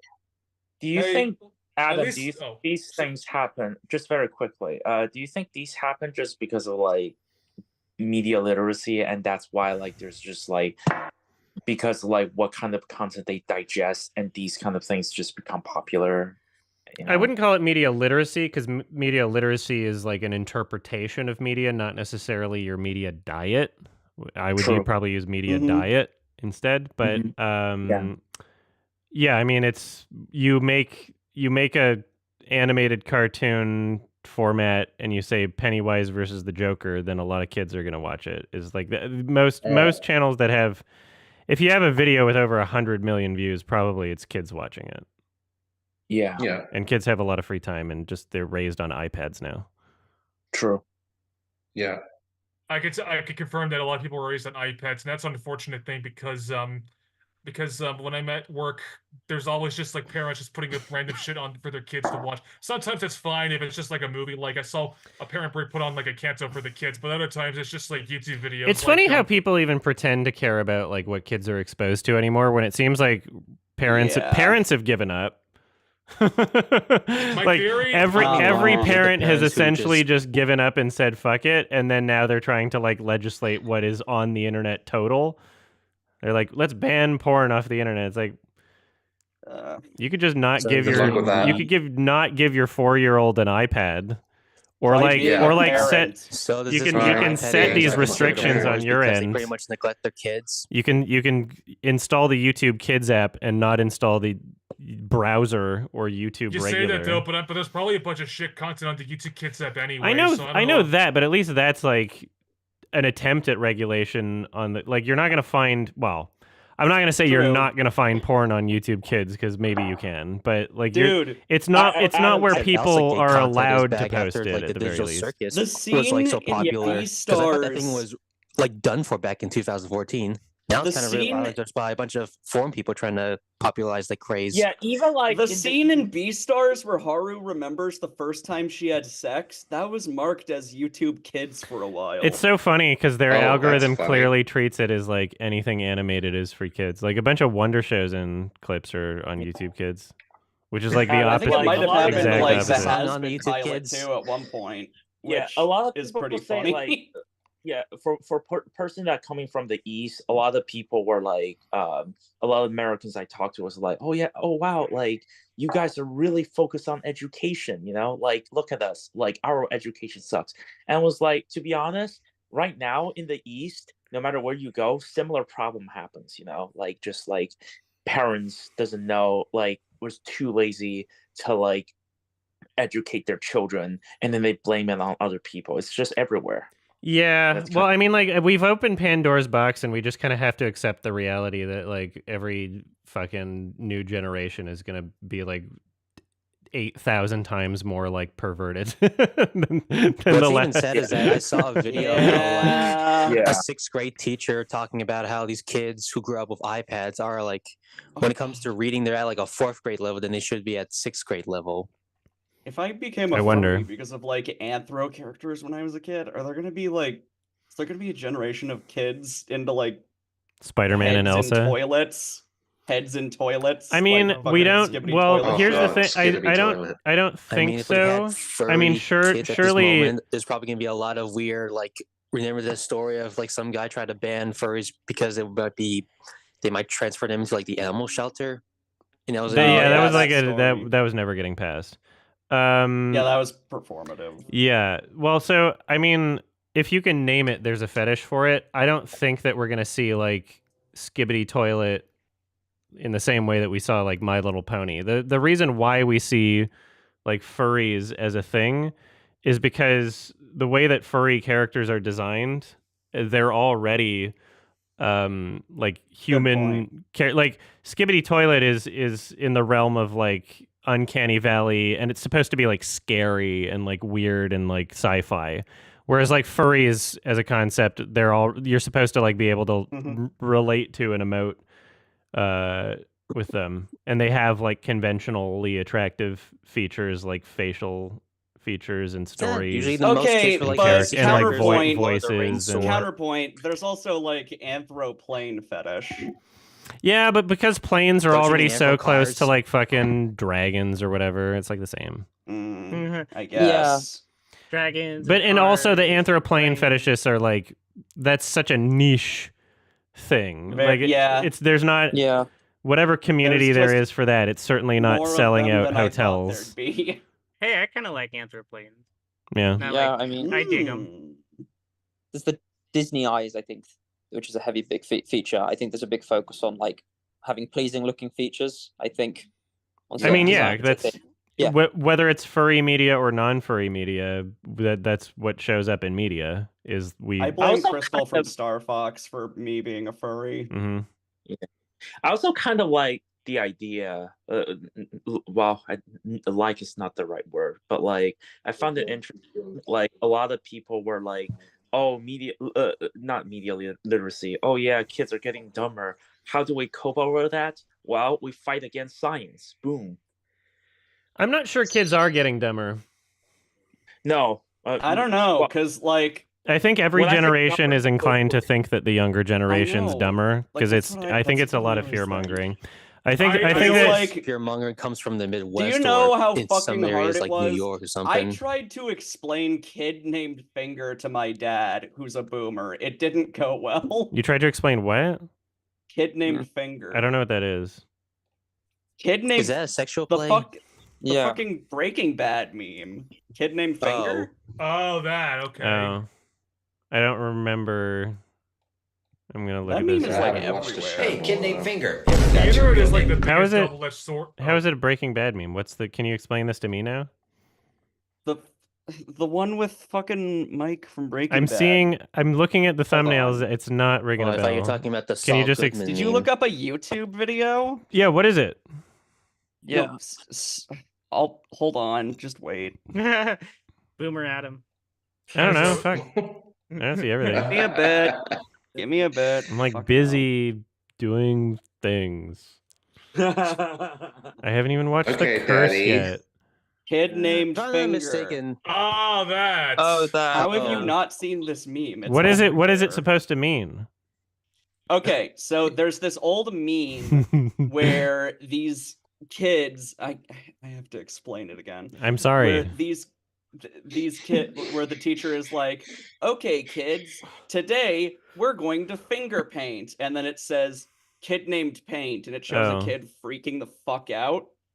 Oh, And so okay. this is like an ironic meme where it's like, "We're going to finger paint, kid named Finger," and then it's this image of Mike Ehrmantraut that like is completely expressionless, so that means nothing. It's Also, being named anti-humor. Finger means nothing. Yeah. It's one of those things where it's like a layered meme. You take the joke out of the joke, and then it's funny.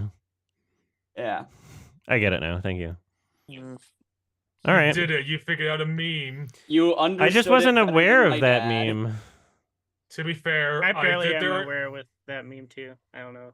I guess Yeah. the I wasn't internet. aware of it That's either. kind of new Yeah. to me. All I I know am is the shocked. Saul Goodman We're meme all and the boomers. We're all comedy. boomers. Uh, This is what we learned. What's I'm a s- I'm- Breaking I Bad? Then just- again, to be fair, Adam somehow didn't know about the Onceler memes either. You Yeah. didn't even know Well, The about Wensler memes. Wow. What? I'm 22 and even I barely remember memes because I'm not on like TikTok and shit. I do I'm consider not on the TikTok either. Yeah, Yeah. but they were distributed everywhere. I think on Tumblr or whatever back in the day.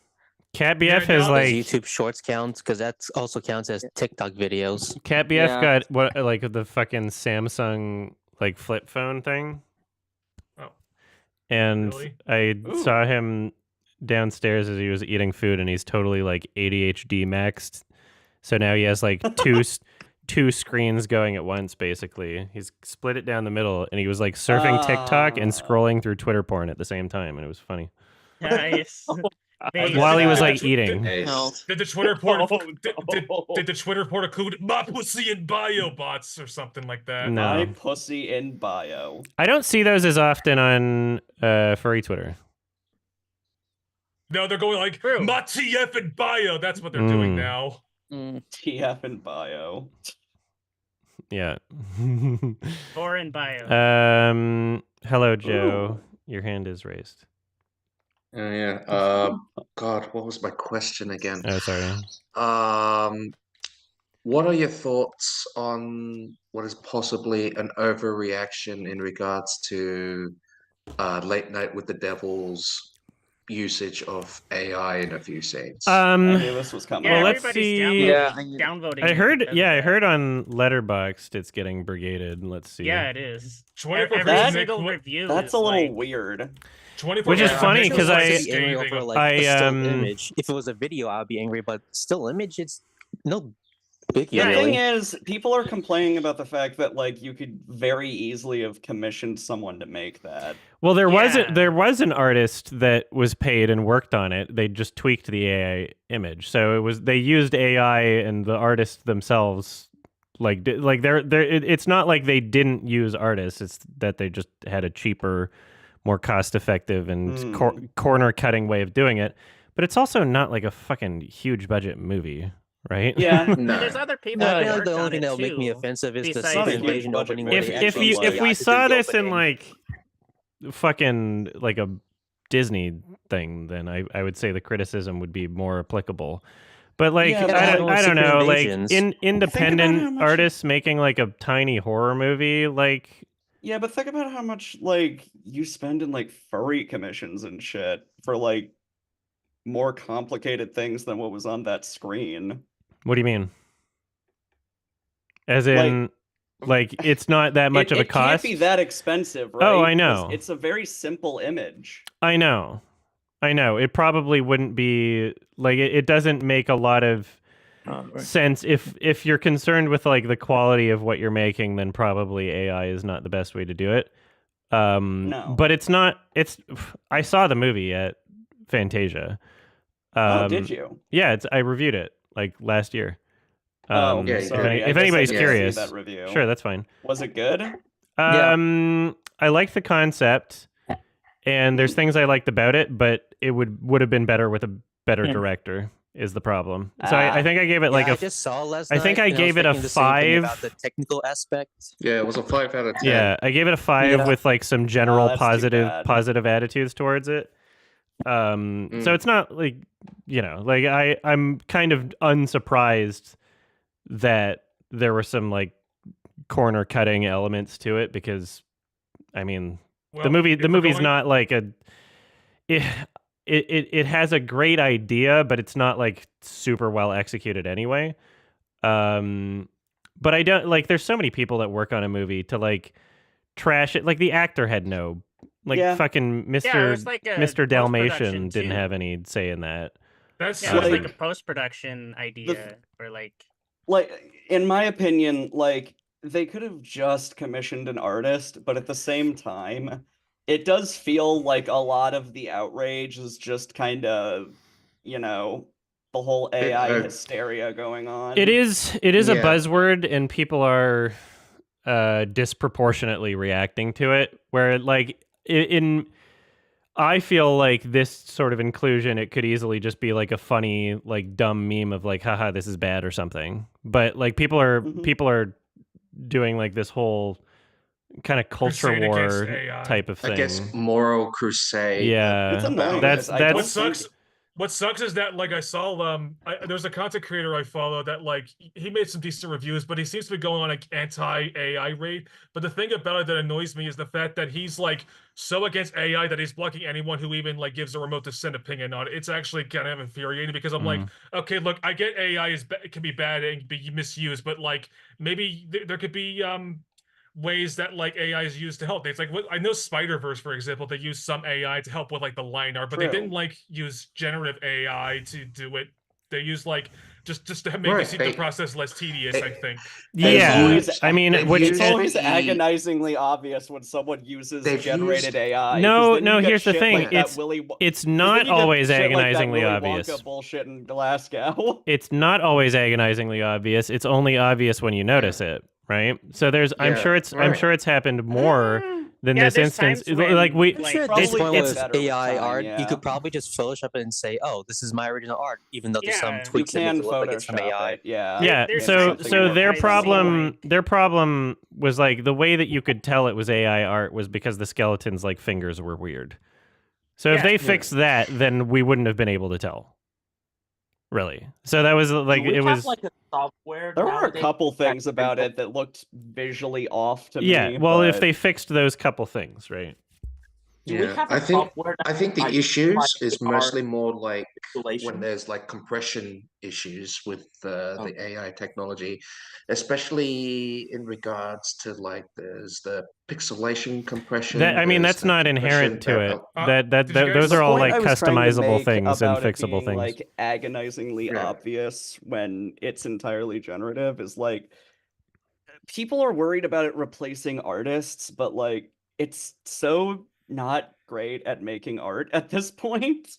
I mean, it's getting better every day. Well, yes and no. Yeah, I know, but like I would say I'm not worried about it as much as other people are, in the sense that like the art that I like and the art that I consume and the things that I like and want and need, that it's, like I'm always going to have an appetite for stories where I can learn about the people that made them by watching them, and films where I can learn about the director by asking questions about the decisions of how they filmed a scene.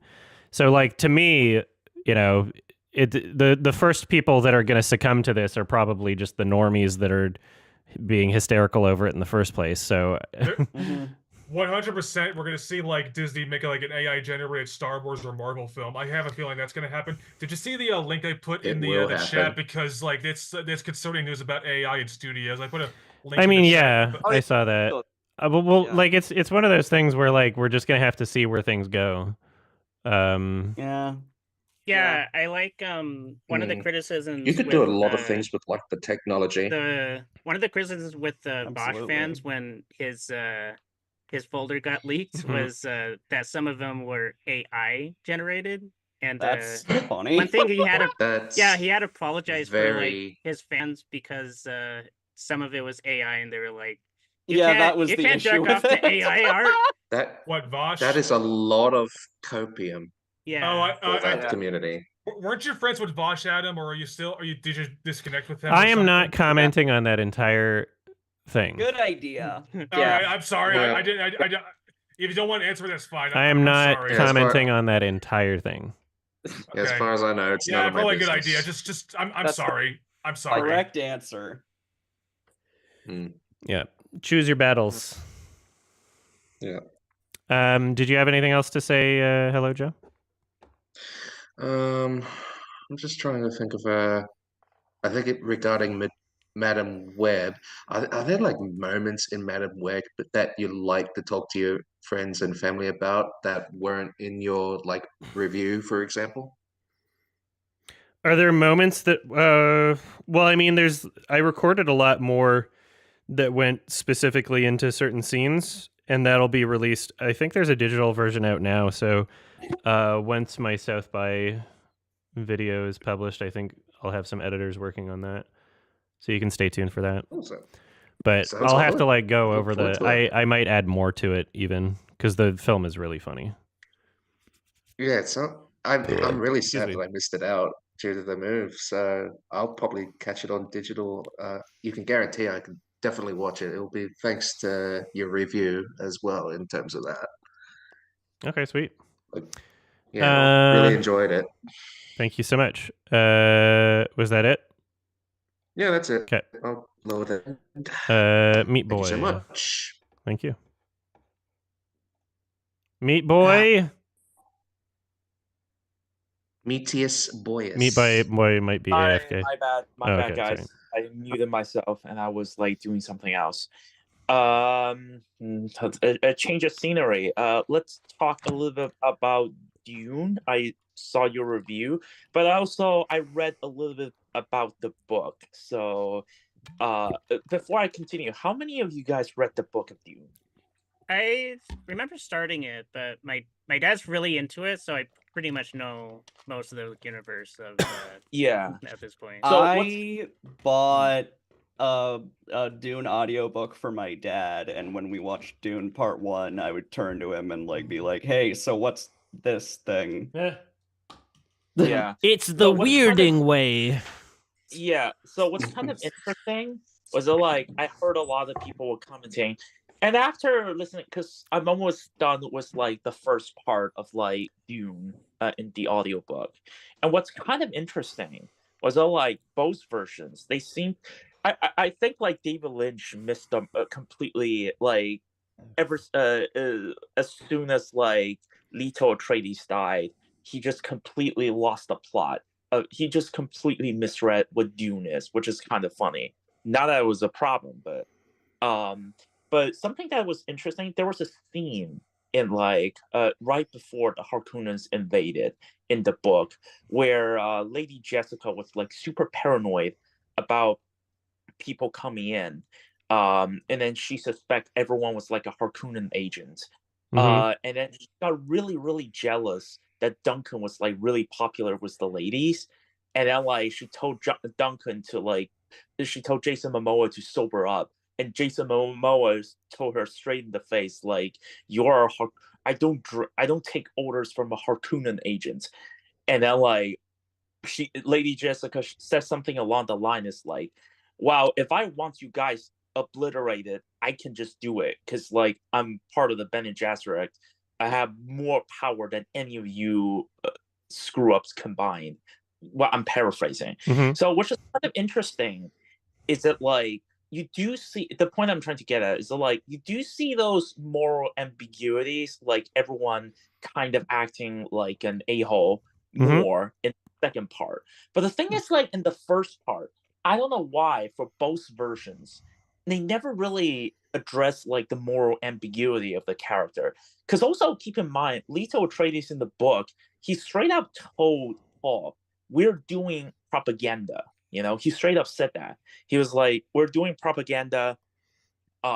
We are just trying to like win popularities with the Fremen, because like we're doing this because they're gonna kill us anytime." Which is like so when I revisit the part 1, I agree with your criticism with part 1, Adam. But what's extra a little bit irks about me is that like there's a lot of like really interesting things about these characters just because they're not morally good, you know? And then like that just wasn't I'm captured. Yeah. I don't know what you think. I mean, about that. I could infer as much just based on the fact that the books exist and like that they're so long that, you know, for me to watch the film and feel so detached that it was probably missing some sort of detail. Yeah. Also, I have a theory about the 84 Lynch version.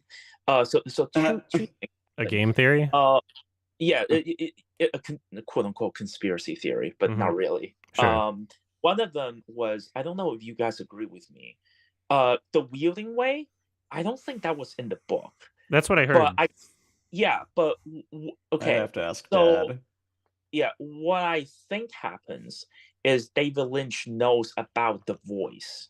And then so he thought the voice is just a weapon, Yeah, not maybe. like, yeah, and then so he's like, oh, the voice is like the force, and that like it can blow up rocks. Yes, that works. So I think that was what happened with like when David Lynch was thinking about it. The other thing was like the way they portray Fremen is very different. Like what originally. One of my theory was, I think the Afghan war happened during the same time. So I wonder if they changed the ending to suit with like the political climate back in the day. Because back in the day, like Mujahideen was like, like maybe very popular with the Americans because they fight against the Soviets. And there's like a lot of like, red square imagery. I don't know, maybe I'm just like Red making Scare? things up. Yeah, a little bit of that, the last of the Red Scare in U.S. history. Yeah. I mean, that's not like a unreasonable thing to notice, I guess, because we see it in a lot of like 80s media. But yeah, I have no idea. Yeah. Oh yeah, the music was super awesome. I did like the music, yeah. Yeah. Did you guys Something- like the 84 Dune? Not really. I like the effects. It was I like some of the funny. creature. I thought some of the creature effects were kind of cool, but the rest I just was not a fan of. Yeah. Although it's been a very long time since I've seen it. In fact, I think when I watched it, I didn't even know who Adam was, so that long ago. I don't know. I didn't really get into the first Dune. I thought it was impressive technically, but it just seemed a bit kind of like trying long. I don't know. Is it worth watching just because it's so weird or whatever? I feel it might honestly be more interesting. But that's a lot. Second film, sorry, but just very quickly, I say second film is a little bit more of that. Yeah, no, of course, yeah. Dune Part 2 does seem, pretty amazing for what it is. That's a sense of scale. And Adam, you mentioned you saw it on the real IMAX instead of a fake. I saw it on a fake IMAX, but at least it got this popcorn thing that my theater that you see before you. So that at least I got that out of it. Yeah, so there's like the type of projection in theater and like the size of the screen and where the seats are even in like a real IMAX certified IMAX theater is different than a regular theater playing the IMAX version of a film. There's the screen size is I think a lot bigger. It was in the same. In my area, they have Dolby theaters. Is that different compared to IMAX? Yeah. So there's only a few. I think there's like less than 5 like proper 70 millimeter IMAX like in North America, I think. And so I don't know if I don't think that the projection was actually like 70 millimeter for that film, but it is the same theater that I watched the 70 millimeter Oppenheimer in. Oh, nice. Yeah. Nice. I wish there was I wish my state had proper IMAX. It's just a bunch of fake IMAX stuff in my state, and then there's like Cinemark XD, which is just like the really, really big screen that as they call it, but it's just about the same as digital IMAX. Yeah, there's very few movies where I feel like the IMAX format is like really properly utilized. Oppenheimer would be one of them. Yeah, in Toronto, there's like 3 big IMAX screening. The Young and Dundas one was like apparently not. Yeah, the Young and Dundas one wasn't that great, but the Scotiabank one and the Winston Churchill Cinema was have really, really good IMAX. Mm-hmm. Just in terms of screen size, and also Cinema Dome is amazing. Yeah, that's the one that closed down. Oh yeah. Do you mean Cinema Sphere? Yeah, sorry, Cinema Sphere. Yeah, because that's where they one year at TIFF they were screening some like proper IMAX movies there.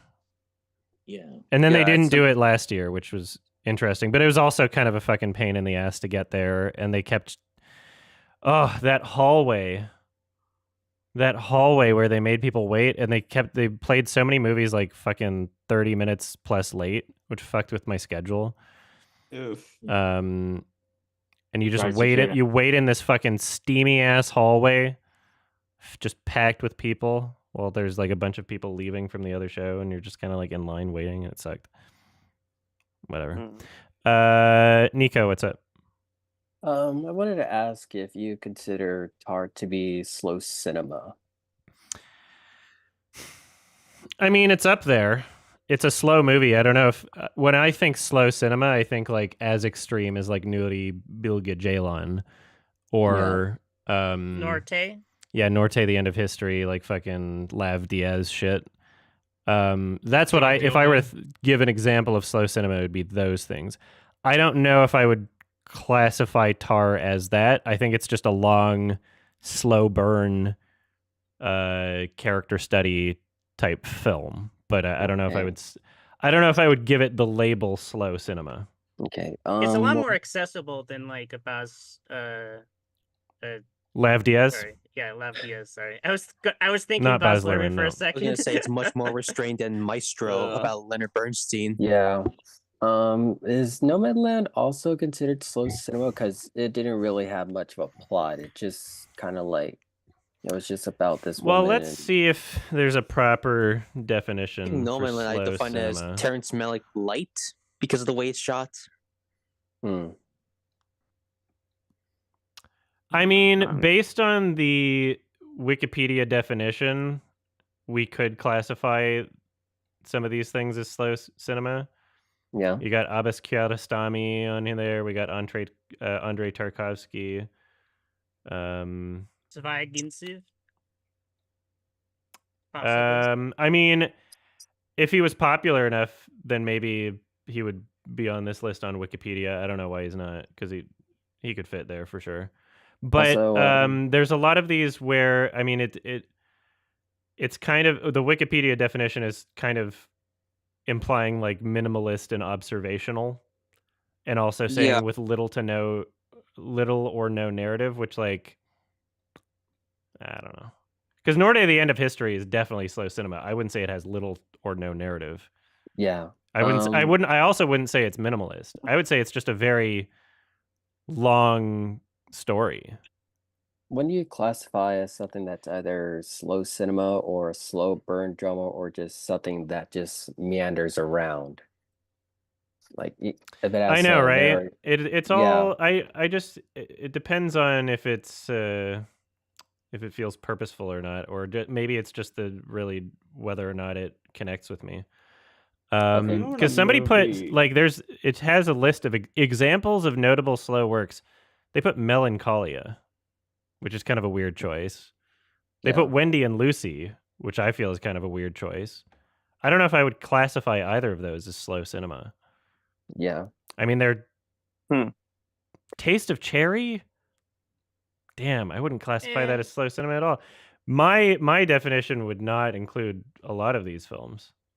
Oh, So what would you call Taste of Cherry then as?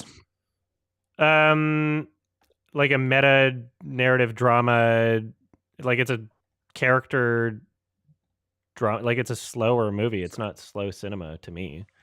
Yeah. Jean Dielma I would put there for sure. Yeah. What And about Perfect Days? Isn't that like a very slow movie? It's a slow movie. It's a Patterson's. vibe movie. I don't know. Drive my car, kind of. I guess, but a lot of people seem to not struggle with that in the same way that I did. Patterson's count as slow cinema? I did not get far. I don't know. I like. Car. I would consider a lot of I wouldn't say slow cinema. I would say like contemplative cinema or something. But you know? You mean existentialism? Not not even necessarily existentialism. Just something where you're like thinking about things that the movie is offering, and it gives you a lot of time to like absorb things.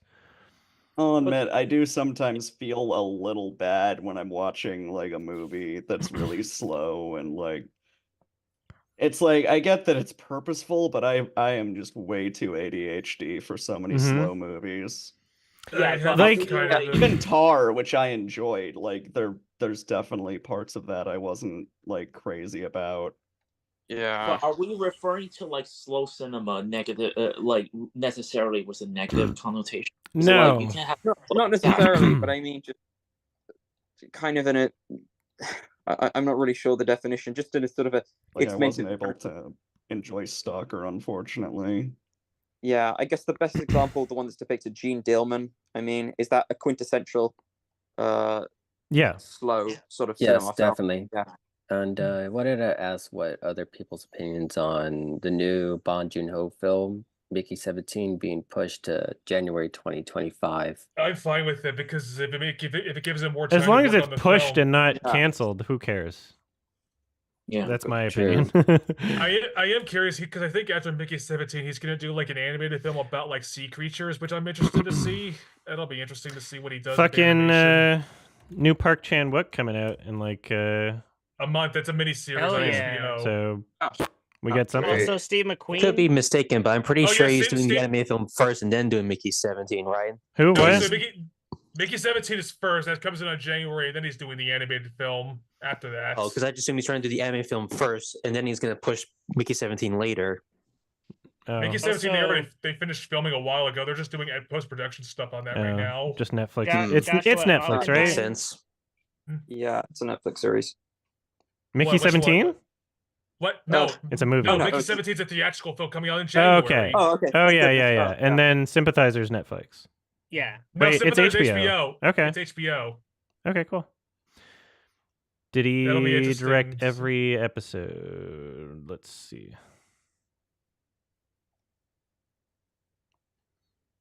He directed episode 1.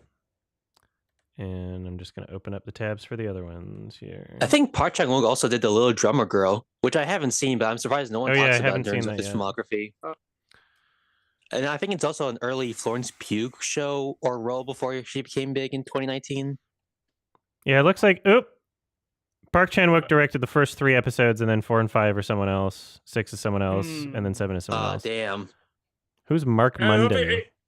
Hopefully it's still good though. Hopefully it's still good. Maybe it's still Park Chan-wook's voice. It's just because sometimes the director of like a TV episode, it's not really their vision. It's maybe Yeah, it's like the writer's vision. as long as there's like consistency, then it's fine. Yeah. Is it a mini series for the Synthesizer? Yeah. Yeah, it's a miniseries, 7 Because episodes. I know the Little Drummer Girl, he directed all the episodes. I'm Right, disappointed AMC I hear Plus. he's directing 3. Well, It can still be good. I mean, it's just like, it can still be his vision. It's just somebody else like is directing for him or something like that. Because that's what happened with The Curse. Like, it's still The Curse was still Nathan Fielder's vision, but I think 3 of the episodes were directed by the Sasquatch Sunset directors. I think they're That's called the not- Zadel Brothers. Yeah, the but it was still consistent at least. fuck. What are their names? I said Zadel Brothers. That's not. It's so close, but it's not it. Zellner. Zellner. Zellner. That's Thank what you. you were. Close. Yeah, I had just to, know they get have a that. Z. The Zootopia brothers. Yeah, I never watched Little Drummer Girl. I should do that. I have seen most of Park Chan-wook's films. Joint Security Area, his first film, was like surprisingly good for a directorial debut. Like, holy shit, that was a good one. Hope it gets recommended. Wait. I don't think that's not his first film. His first most popular film for sure, but like he has another film before then. The Moon I is think- the Sun's Dream is the first on IMDb. Yeah, but that was the movie Whatever that the fuck put that him, is. you know. Yeah, I Question mean, is Symphony for the Devil? I mean, Symphony for Vengeance good? Because I heard that one's like mixed, but that's in like the trilogy for the Vengeance no, I trilogy. think I liked it. I've heard it's I good. kinda- I liked it. No, it's fantastic. I Yeah, love It's good. No, Not it's the best. It's a good like. Awful. I would go so far as to say this is his best movie. Like his Symphony for the Devil. That was like his best movie. I loved it more than Oh Boy. Oh Boy is great. Don't get me wrong, but Yeah. like that film really got under my skin. You know. Which one? Sympathy for Mr. Vengeance or Sympathy for Lady Vengeance? Yeah. The first of the Vengeance trilogy. It's yeah, I rewatched that. It's unbelievably violent. I think probably cool. the most violent out of all of them, but I don't know. I'd say Oldboy. It's confusing. You're writing a Lady Vengeance the sequel, but it says it's not. Fucking Always like the best one. Just I Too can't tell which one's the. Yeah. Just Too Good sent me a Blu-ray for I'm a Cyborg, but that's okay. But I haven't seen it yet. Oh, yeah, I saw that surprisingly.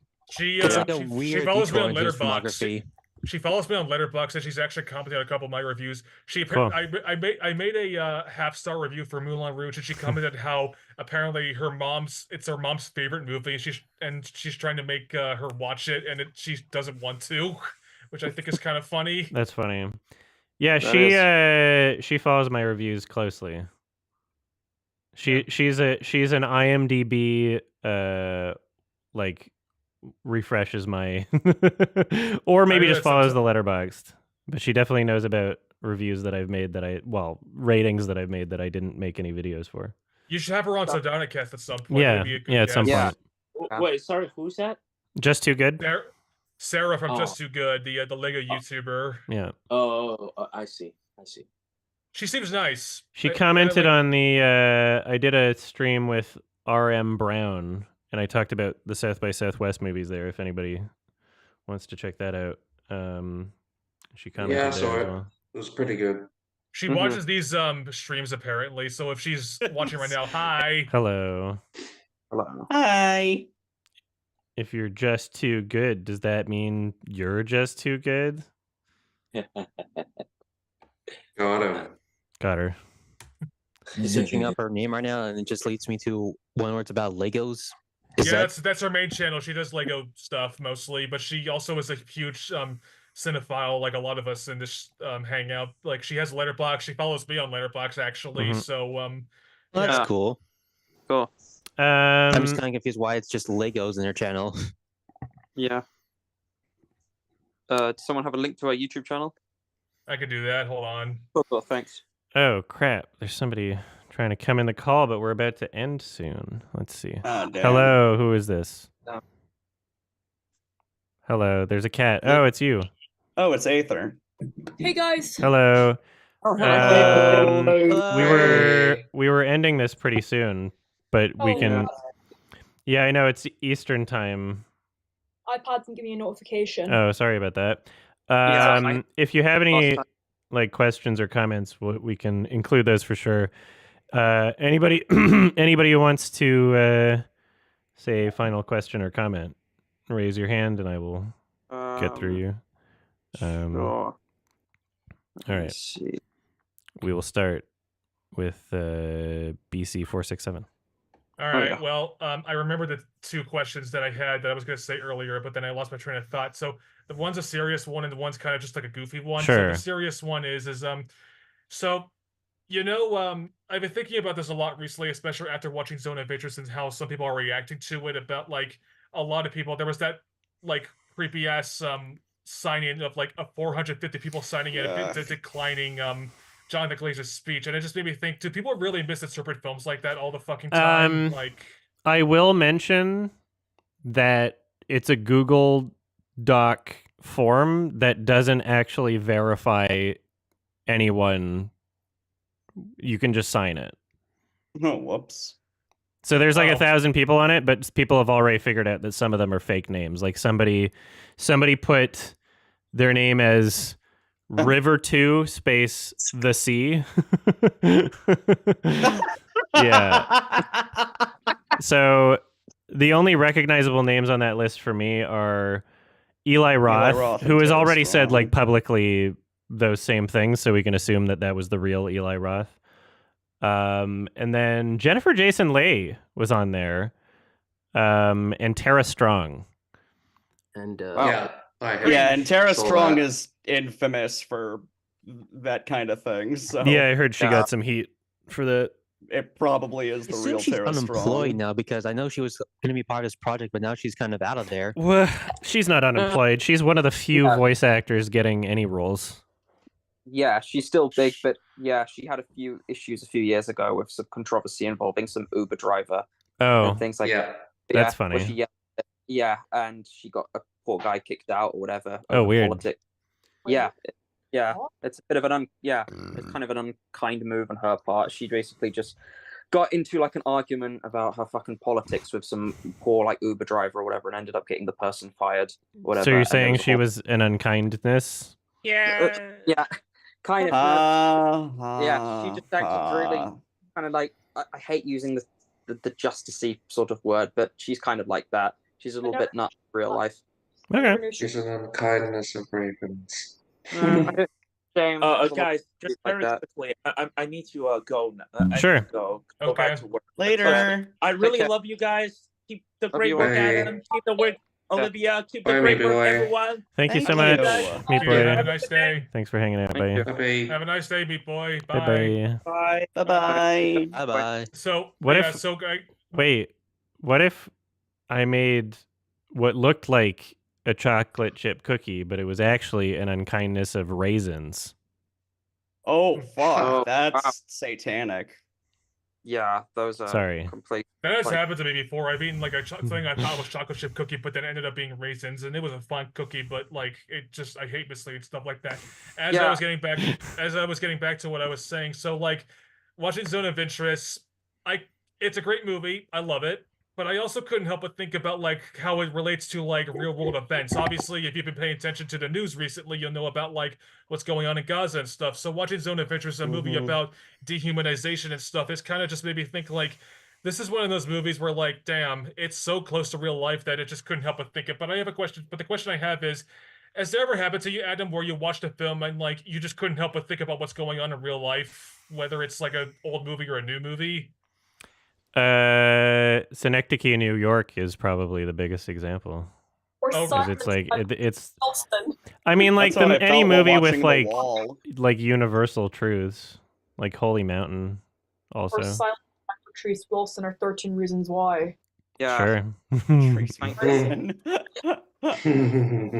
Yeah, I mean, there's movies that speak, or at least what I would consider to be truths, you know. And in that sense, those films are applicable universally across any year or Yeah, multiple. I guess you're not wrong about like having any movie that has universal themes. I guess for Zone of Interest specifically, it's just like it couldn't have fucking escaped my head. Mhm. There are plenty of movies where like I could just disguise myself from reality and just enjoy a film for what it is. I mean, like there's plenty of films like that too, want to exist, but like the Zone of Interest, and then like I'm trying to think, there's plenty of movies that where I just couldn't help but think. I remember like we watched the More Oral Abortion episode 1 week after Roe v. Wade got overturned, and we thought like, oh wow, that like hits home really fucking close. Yeah, that was a weird Like, I one. remember you did a watch along for Yeah. that, and Yeah. which is really unfortunate. And then now I have a goofy question, so we'll get our lighthearted. So I realized, actually no, there's two goofy questions. I realized episode 169 is coming up for Sardonicus. Are you going to recommend another porn sex movie for episode 169? We'll see whose recommendation it is. Okay. It better be porn. Yeah. but you What better well, recommend what would be porn. a good one?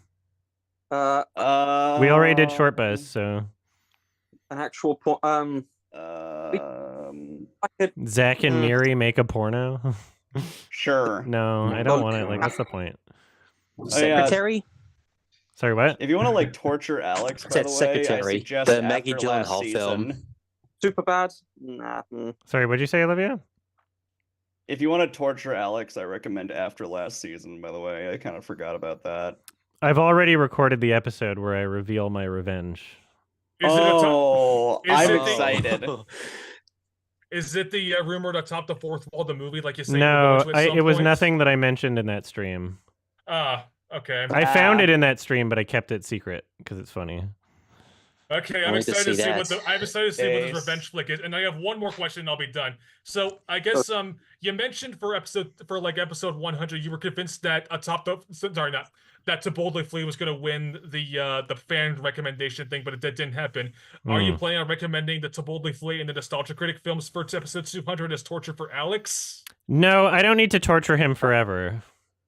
Maybe don't know, we might do a Moulin fan Rouge is vote pretty again bad. on 200. We'll see what time of year it is and what we can plan for. But what is it? There's 52 weeks in a year. we do it bi-weekly, so there's 26 episodes a year.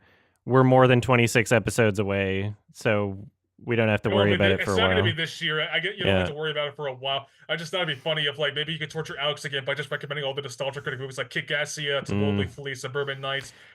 No, we'll probably do like a fan or Patreon vote or something again. All right. Well, I imagine fans will pick that as a choice, and I'm done now. Thank you. Or even Sure, worse, thank Can I you. at least know, were you successful in picking a movie that Alex would hate way more than you would? I don't know because we haven't seen it yet. Oh, okay. We might both love it. All right. You never know. We'll see what happens. Is it a furry movie? I don't know. I just saw the. Yeah, I trailer. tried recommending that furry horror film. Yeah. Furry Nights. I don't know if we ever watched. No, There's there was like one 3 different Lone furry Wolf. horror movies. Lone Wolf, the one that like I had to buy because it was region Yeah. locked. And then it became like then some furry posted on Twitter like, "It's a furry horror movie," and then it was so easy to find a torrent after that. Oh All of God, my really? efforts for nothing. All You right. gave me like $20 and I bought it for you. That's not that complicated. Thank you. Hello, Joe. Hello?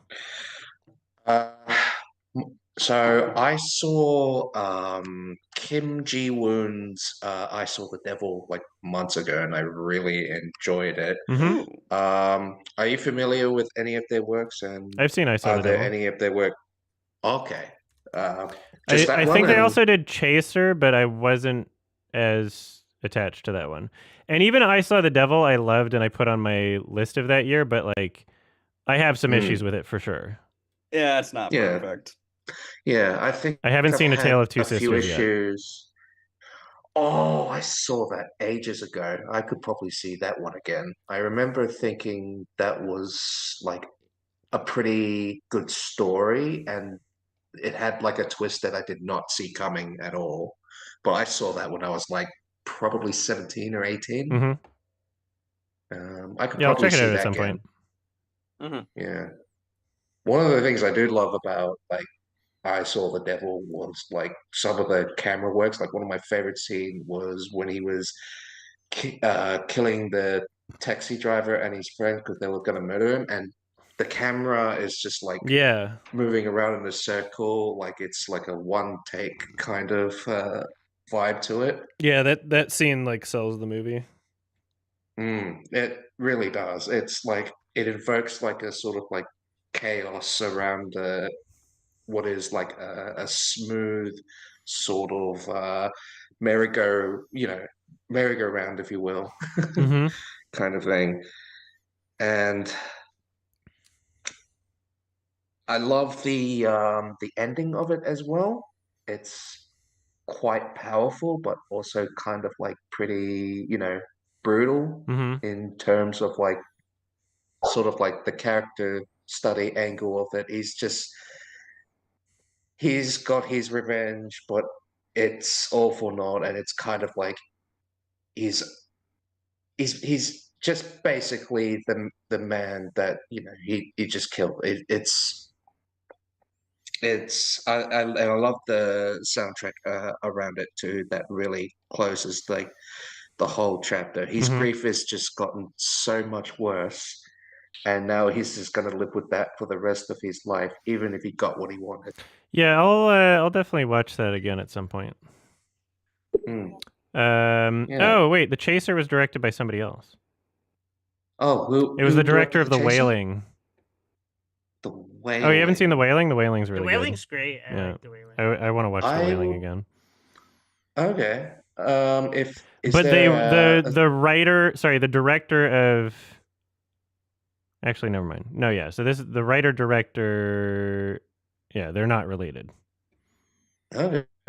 Would you give a good summary of The Wailer? The Wailing. And it's a really kind of fucked up, creepy horror movie, and there's some like demonic shit in it. Yeah, Korean horror film. Yeah. Sells it pretty much. Oh, that's cool. There's another Korean horror film that I really enjoyed in my 20s, but I don't remember. I think it was called Bedeviled, where Bedazzled. this woman who I'm just kidding. uh, where it was about this woman who lives in this sort of island with a very remote family, and they basically abused her to a point that she starts to go on a murderous rampage on them at the end of the at the third act of the movie. I thought, Are you sure it it's called was- Bedeviled? Because I'm looking this up and I don't find it. I see some other weird things. I'm not sure. Let me see. Oh if I wait, it might be the can find 2010 it. one. There's like 5 different movies called Bedeviled. Okay, yeah, the it 2010 came one. out Yeah. around. Yeah, that's the one. Okay. I remember liking that one and might watch that one again. I think that one is Jang Cheo Yeah. Sul. Yeah, that's the one. I could probably recommend that one, even if I haven't seen that for a long time. It's like when it comes to South Korean films, there are like a lot of like hidden gems that you don't really expect with like, you know, other films from like, you know, America or the UK. There's so much to watch, but they're so like enjoyable to indulge and, you know, expand the sort of like media diet that you would currently have. I agree. Yeah. All right. I've added Yeah. those to my watch list. Thank you. No problem. Sure thing. All right. Monkshood Psychosis. Hey guys, so I was gonna say first of all, I've seen the new Alien trailer just now. Just when I found out the new Alien trailer came out, and I just watched it. I didn't see the trailer yet. I was 2 hours late for this. Just when I was watching it on my mum's PS5. I do find the title funny though. It sounds like a Tim and Eric name. Romulus. That's a weird.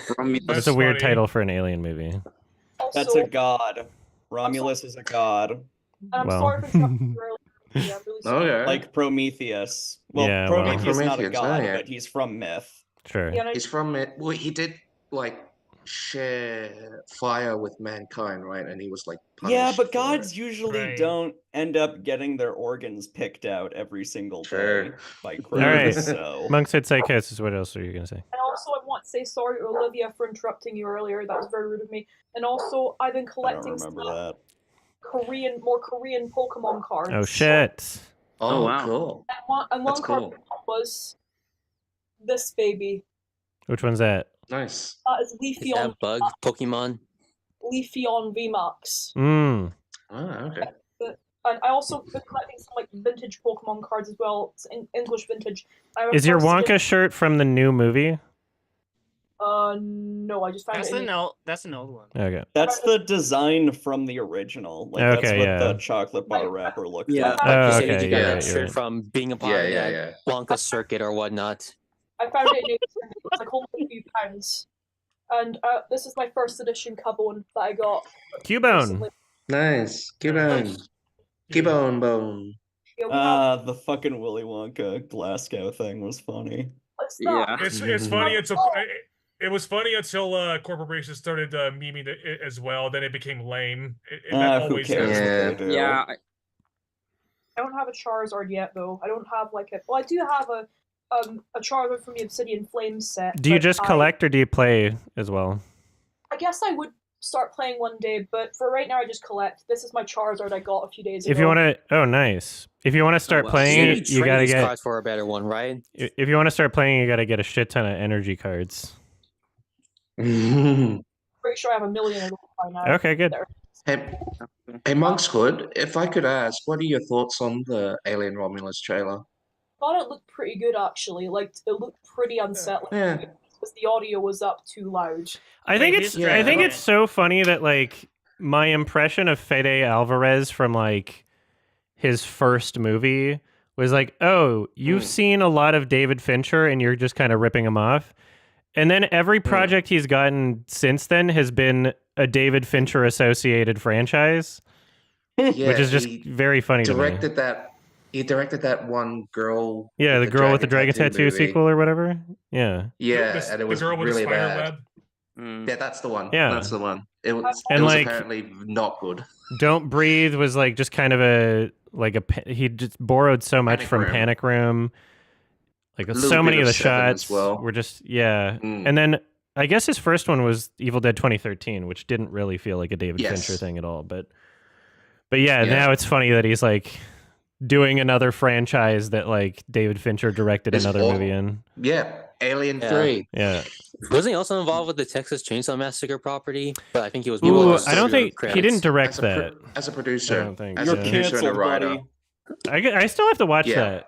I have all the Alien movies. And We're all recording. It If you has do its something, mon- you're so canceled, It has dude. its funny moments, but Yeah. overall it's pretty boring.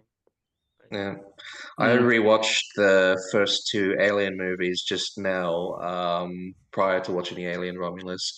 I feel like the more I watch the first Alien, the more I love it. But Aliens, it's kind of like I would still like it, but there are some moments of like cringe, particularly like with the Newt character. Some of the Bill Paxton scenes don't always hit, even though I probably consider him my favorite character in the movie. And Game over, there are man. Game over. Yeah, And there's some tropes here and there that are like so like prime like James Cameron before we called it like basically. Yeah, James now that we know his Cameronisms. shtick, you're just like, oh, you love water and space marines. You love these like yellow mech suits. Oh yeah. Yeah, like everything that Memphis. we've seen you do ever is just in the movie Titanic. now. He loves Definitely he loves pro-military. the I love True he loves Lies. the It's a aesthetic. guilty pleasure. Yeah. Yeah. He loves that sort of like blue aesthetic. Like even before like the Abyss and Advertise, it's like blue everywhere in the Dabba-dee, movie. dabba-die. Whatever the case may be, at least we can all agree Aliens is better than Alien vs. Predator Requiem. I know Oh, yeah. That is probably the worst in the anything- entire series. Is it Alien- fluffy? Anything is I've better never than seen it. Prometheus Yeah. and the Alien Covenant because those are prequels, but I'm not sure they even work well. Alien Even vs. Alien- Predator Requiem is like barely a movie. But, Yeah. It's basically Oh, just two dear. edge. It's literally just two It's- edgelords being like, "Oh yeah, we can finally put the alien and predator on Earth. We're gonna we're gonna kill a pregnant one with a xenomorph." There's and one stuff good like that. scene. Yeah, chest burster from a Oh. kid. You want that? There's one good scene where they like kill a bunch of babies. It was pretty funny. Hell Yeah. yeah. Versus Killing babies Ellie- is pretty funny. Yeah, Alright, finally a movie for Mhm. me. especially in that And Only a me. movie for gore fans like Why? us. Even though throughout the entire movie you can't see a goddamn fucking thing. I know, it's too dark. Like Oh, it's one of those It's overly dark. really movies. dark. Yeah. Oh yeah, Yeah, it it looks. is. Yeah, I'm. That is looking- such an obnoxious Just the whole trend. thing is like You know set what's sad? really super nighttime. Yeah, you know what's sad? The cinematographer who did the cinematography for Requiem was the cinematographer for the original Texas Chainsaw Massacre. I think his name was Oh, Daniel weird. Yeah. Merle. When I saw that, I was like, "What?" Yeah, that's weird. This is the same cinematographer. That movie Yeah. had I feel like was, you had to put a lot of high saturation just to see the entire damn movie. All right, Jay, what's up? Right. All right, Adam. Since you're at Atlanta and you're probably visiting with your boyfriend, I wonder if you two could probably still get a chance to see Kung Fu Panda 4. Yeah, the saw only it reason was- I haven't yet is because it's not out in the UK for Alex yet. So I was It thinking comes of out next watching week it. in the UK. Yeah, I was thinking of watching okay. it before the next podcast recording. So sometime in the next like couple weeks. It's not good, unfortunately. I That's saw what it. I hear, It's- but Yeah. I'm assuming it'll still be in theaters for me in like a couple weeks. Like, Like it's not even the worst thing DreamWorks mean- has made this year, but it's still just like a very underwhelming movie for what it was. They gave it, like, a Atlanta's got like 5. really good like movie listings. I can pretty much see anything I want. There's that new movie out, Problemista, that I'm like kind of interested in checking out. Oh, It comes- yeah, I What's remember gonna the watch it, trailer but for I like can't that. find it in my area for promotional some stuff reason. from Couple A24. of me stuff about. I'm seeing Hundreds of Beavers a second time tomorrow, so that'll Nice. be fun. Oh shit. Yay! I wish it was Yeah. playing near me. Fuck. I wish a Uh, digital copy would come out. It comes out in digital next month, actually. That's on their website. They say April. Oh, Ooh. Thank goodness. I've seen the movie like 8 times. I'm seeing it I second love time. it so much. I- I've only I seen it think once, I- unfortunately, but Uh, I got to watch the director's Q&A after, Yeah, which was it's a really it's a funny. great Lucky. theater movie too. Yeah, I'm excited to see it tomorrow. I don't know if the director or actors are going to be there, but at least I get a second chance to see it in theaters. But the screening I'm going to is sold out. I luckily bought tickets early. But although one thing that happened right before coming on this hangout, a friend that they were going to come with me, but I bailed out last second because turns out they were busy. So it's going to be me, my brother, and maybe my other brother. if Turns out he's they hate available. beavers. Oh no. But I promise we would watch it. Damn. But I promise we'll watch it digitally when it comes out next month. So at least we don't have to wait that long. Yeah. Man, I want Hunters of Beavers to come out in Australia, man. I am not very lucky in Uh, this. Yeah, and there's no English release either, apparently. I'm in the UK too. Mm. Oh yeah. It'll be out on digital next month, so you guys will be able to watch it by then, hopefully. Thank Yeah, goodness. that's Have the same the experience as that's the watching with word a on the crowd. street. It's on their Yeah. website. They literally Oh, says yeah? coming in April. Okay, so Sick. My most anticipated release of this year is either Shadow Generations or Sonic 3, or Shafillis' review of Megamind. I'm looking forward to that. Oh yeah. And the Doom Syndicate. Yeah, the Doom fucking. Oh yeah, I heard that was really bad. Yeah. I made a meme. I already knew it was bad when it looked like it was made for Speaking of TV. Megamind, I made a stupid meme that I posted on Olivia's server called we actually mixed Megamind with Magamind as if Megamind's a Trump supporter. I actually made a Photoshop. That's bad. That's shit, you- dumb. Here's the thing, like, I accidentally misspelled it as MAGA before, and that's how it was born, I think. I'm sorry if I'm... Yeah, Megamind. Megamind. I love it. Megamind started the January 6th insurrection and Minion had to bust them out. That's what happened. Megamind. Oh shit. Was this on like a Discord server or something? This Olivia has a Discord server and we made a meme and if you want to join, maybe Olivia could send you with something. But Oh yeah. I made a thing called Megamind. Cool. Hold on. Yeah, so if you guys... Also, when Adam does watch-alongs, I sometimes share tortillas on that server. You're a real so- chef. Yes, thank you. Oh god, I could. Jay, Go what ahead. else? Did you have anything else? Oh no. All right. Heal it, Finn. Your hand is up. Oh yeah, of course. I've been meaning to ask, what's your favorite piece of art from Those one are of your the way. top fans, Jack Nathan Richards? That you've he's been like one of your top fans for like years. And do you have like a particular piece of favorite art from him? That's a good question. I don't know if I can remember one off the top of my head though. Yeah. Was he here earlier on at the part stream? Because I just wanted to say I have one of his t-shirts and I've had it for quite a while. And I just want to say, yeah, his very work is nice. great. He was in chat earlier, so I don't know if he's still there. But Ah, cool. I'd like to pay him thanks soon. Yeah. Other thing, anything else I got to say? Yeah. Have you guys watched like I don't know any good animes recently at all? I don't know if you like normally review that sort of stuff, but is that normally a thing that's come up? I haven't watched any. Yeah, I'm not a weeb. Well, there's like I added something to my watch list. What was it called? Mars barely watch Express. Is that an TV. anime? I think it's a French movie. I think it's French animated. I like went to I barely watch Capcom. TV, so that includes anime. Are you Yeah, referring to kinda French looks like anime an that's on anime. Netflix right now? Hmm? Talking about French anime that you can only find on Netflix because I'm thinking of one, but I could be wrong. Grand Theft Auto is on Netflix. Imagine playing that on Netflix on a Beastars. Netflix.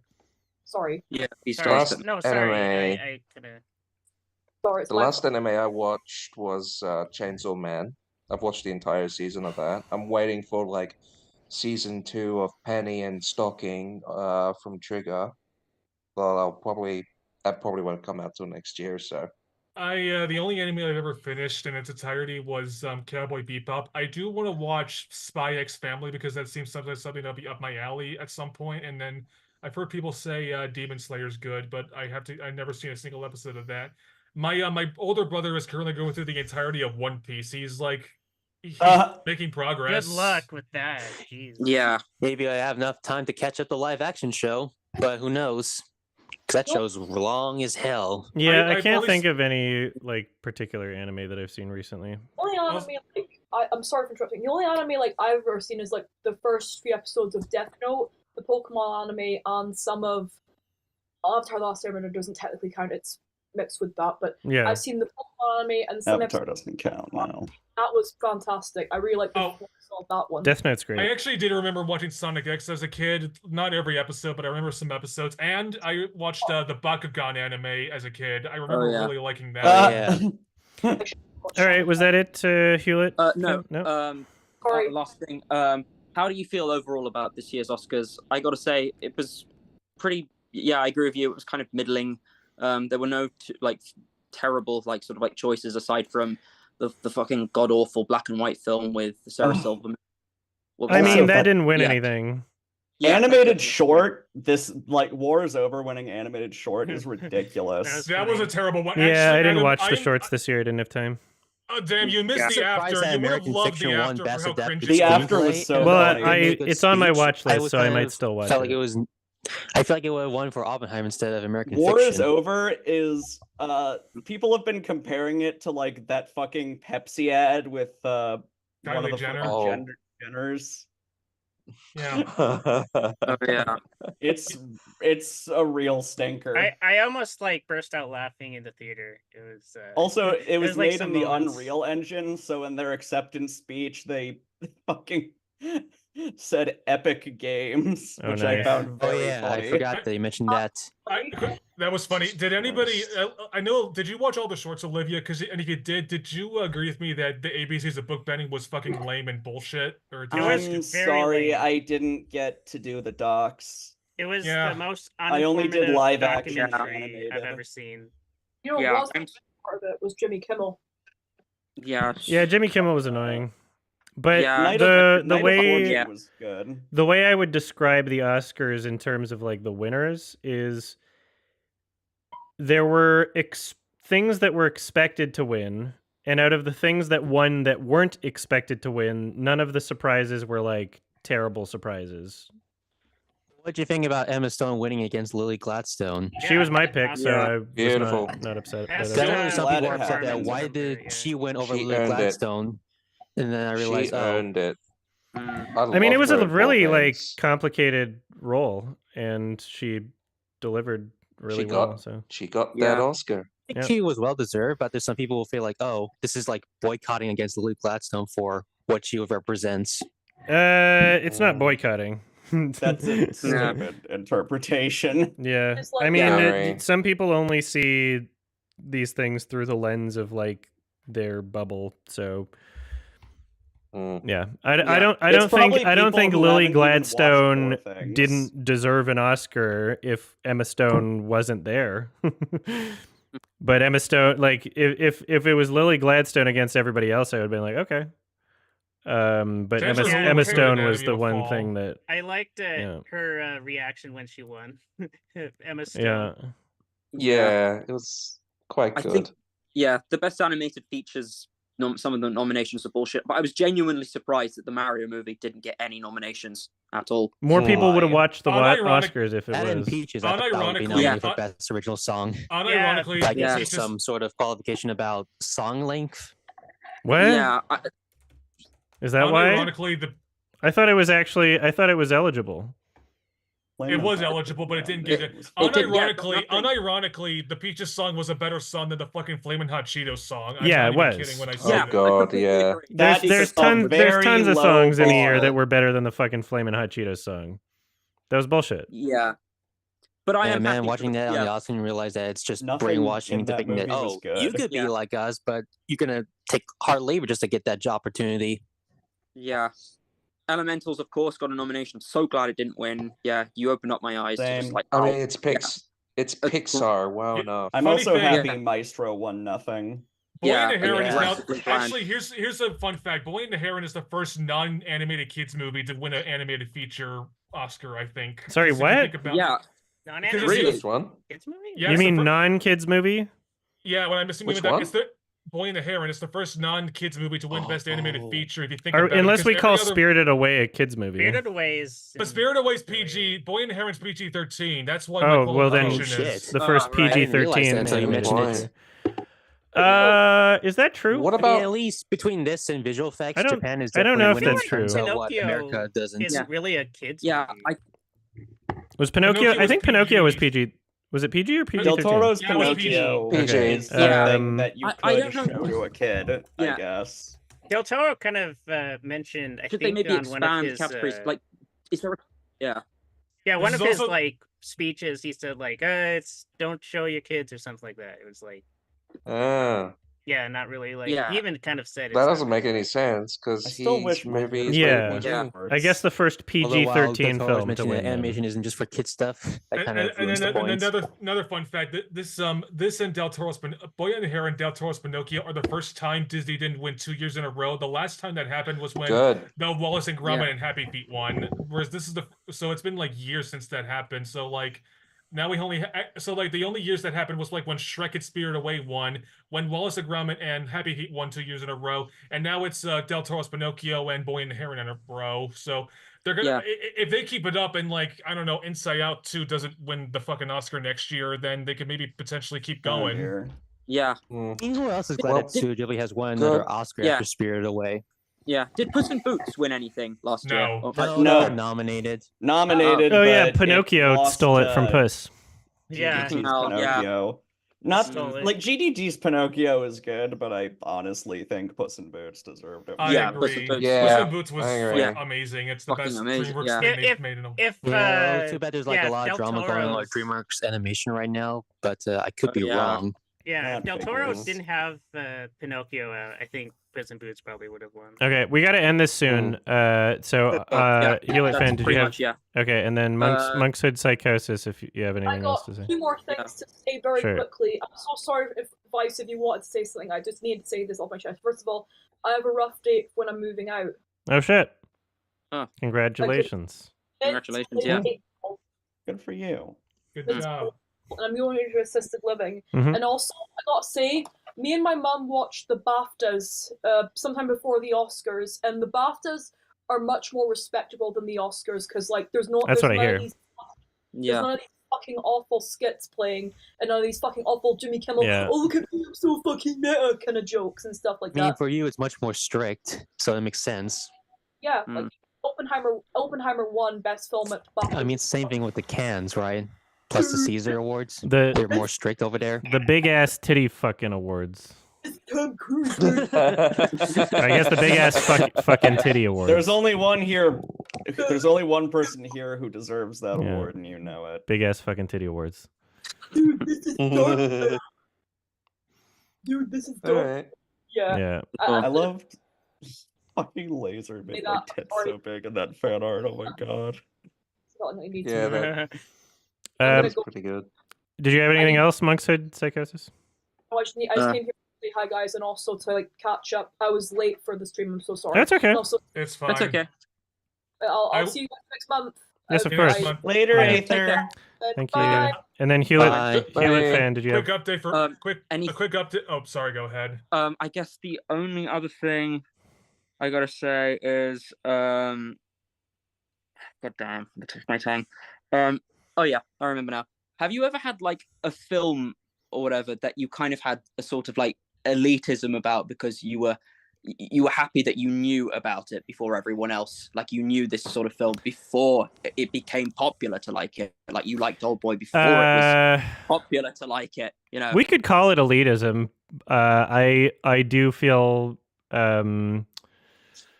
validated, let's say, either helping people to discover something that winds up becoming a big cultural thing, or to come out ahead and be like, yeah, this is great, because then, you know, it's if my review is out first and I'm the one saying it, I don't know. There's some chunk of people that don't really watch my shit that just assume, or some people that assume like the idea of like, oh, you're just saying what other people are already saying on this movie. It's like, no, Mhm.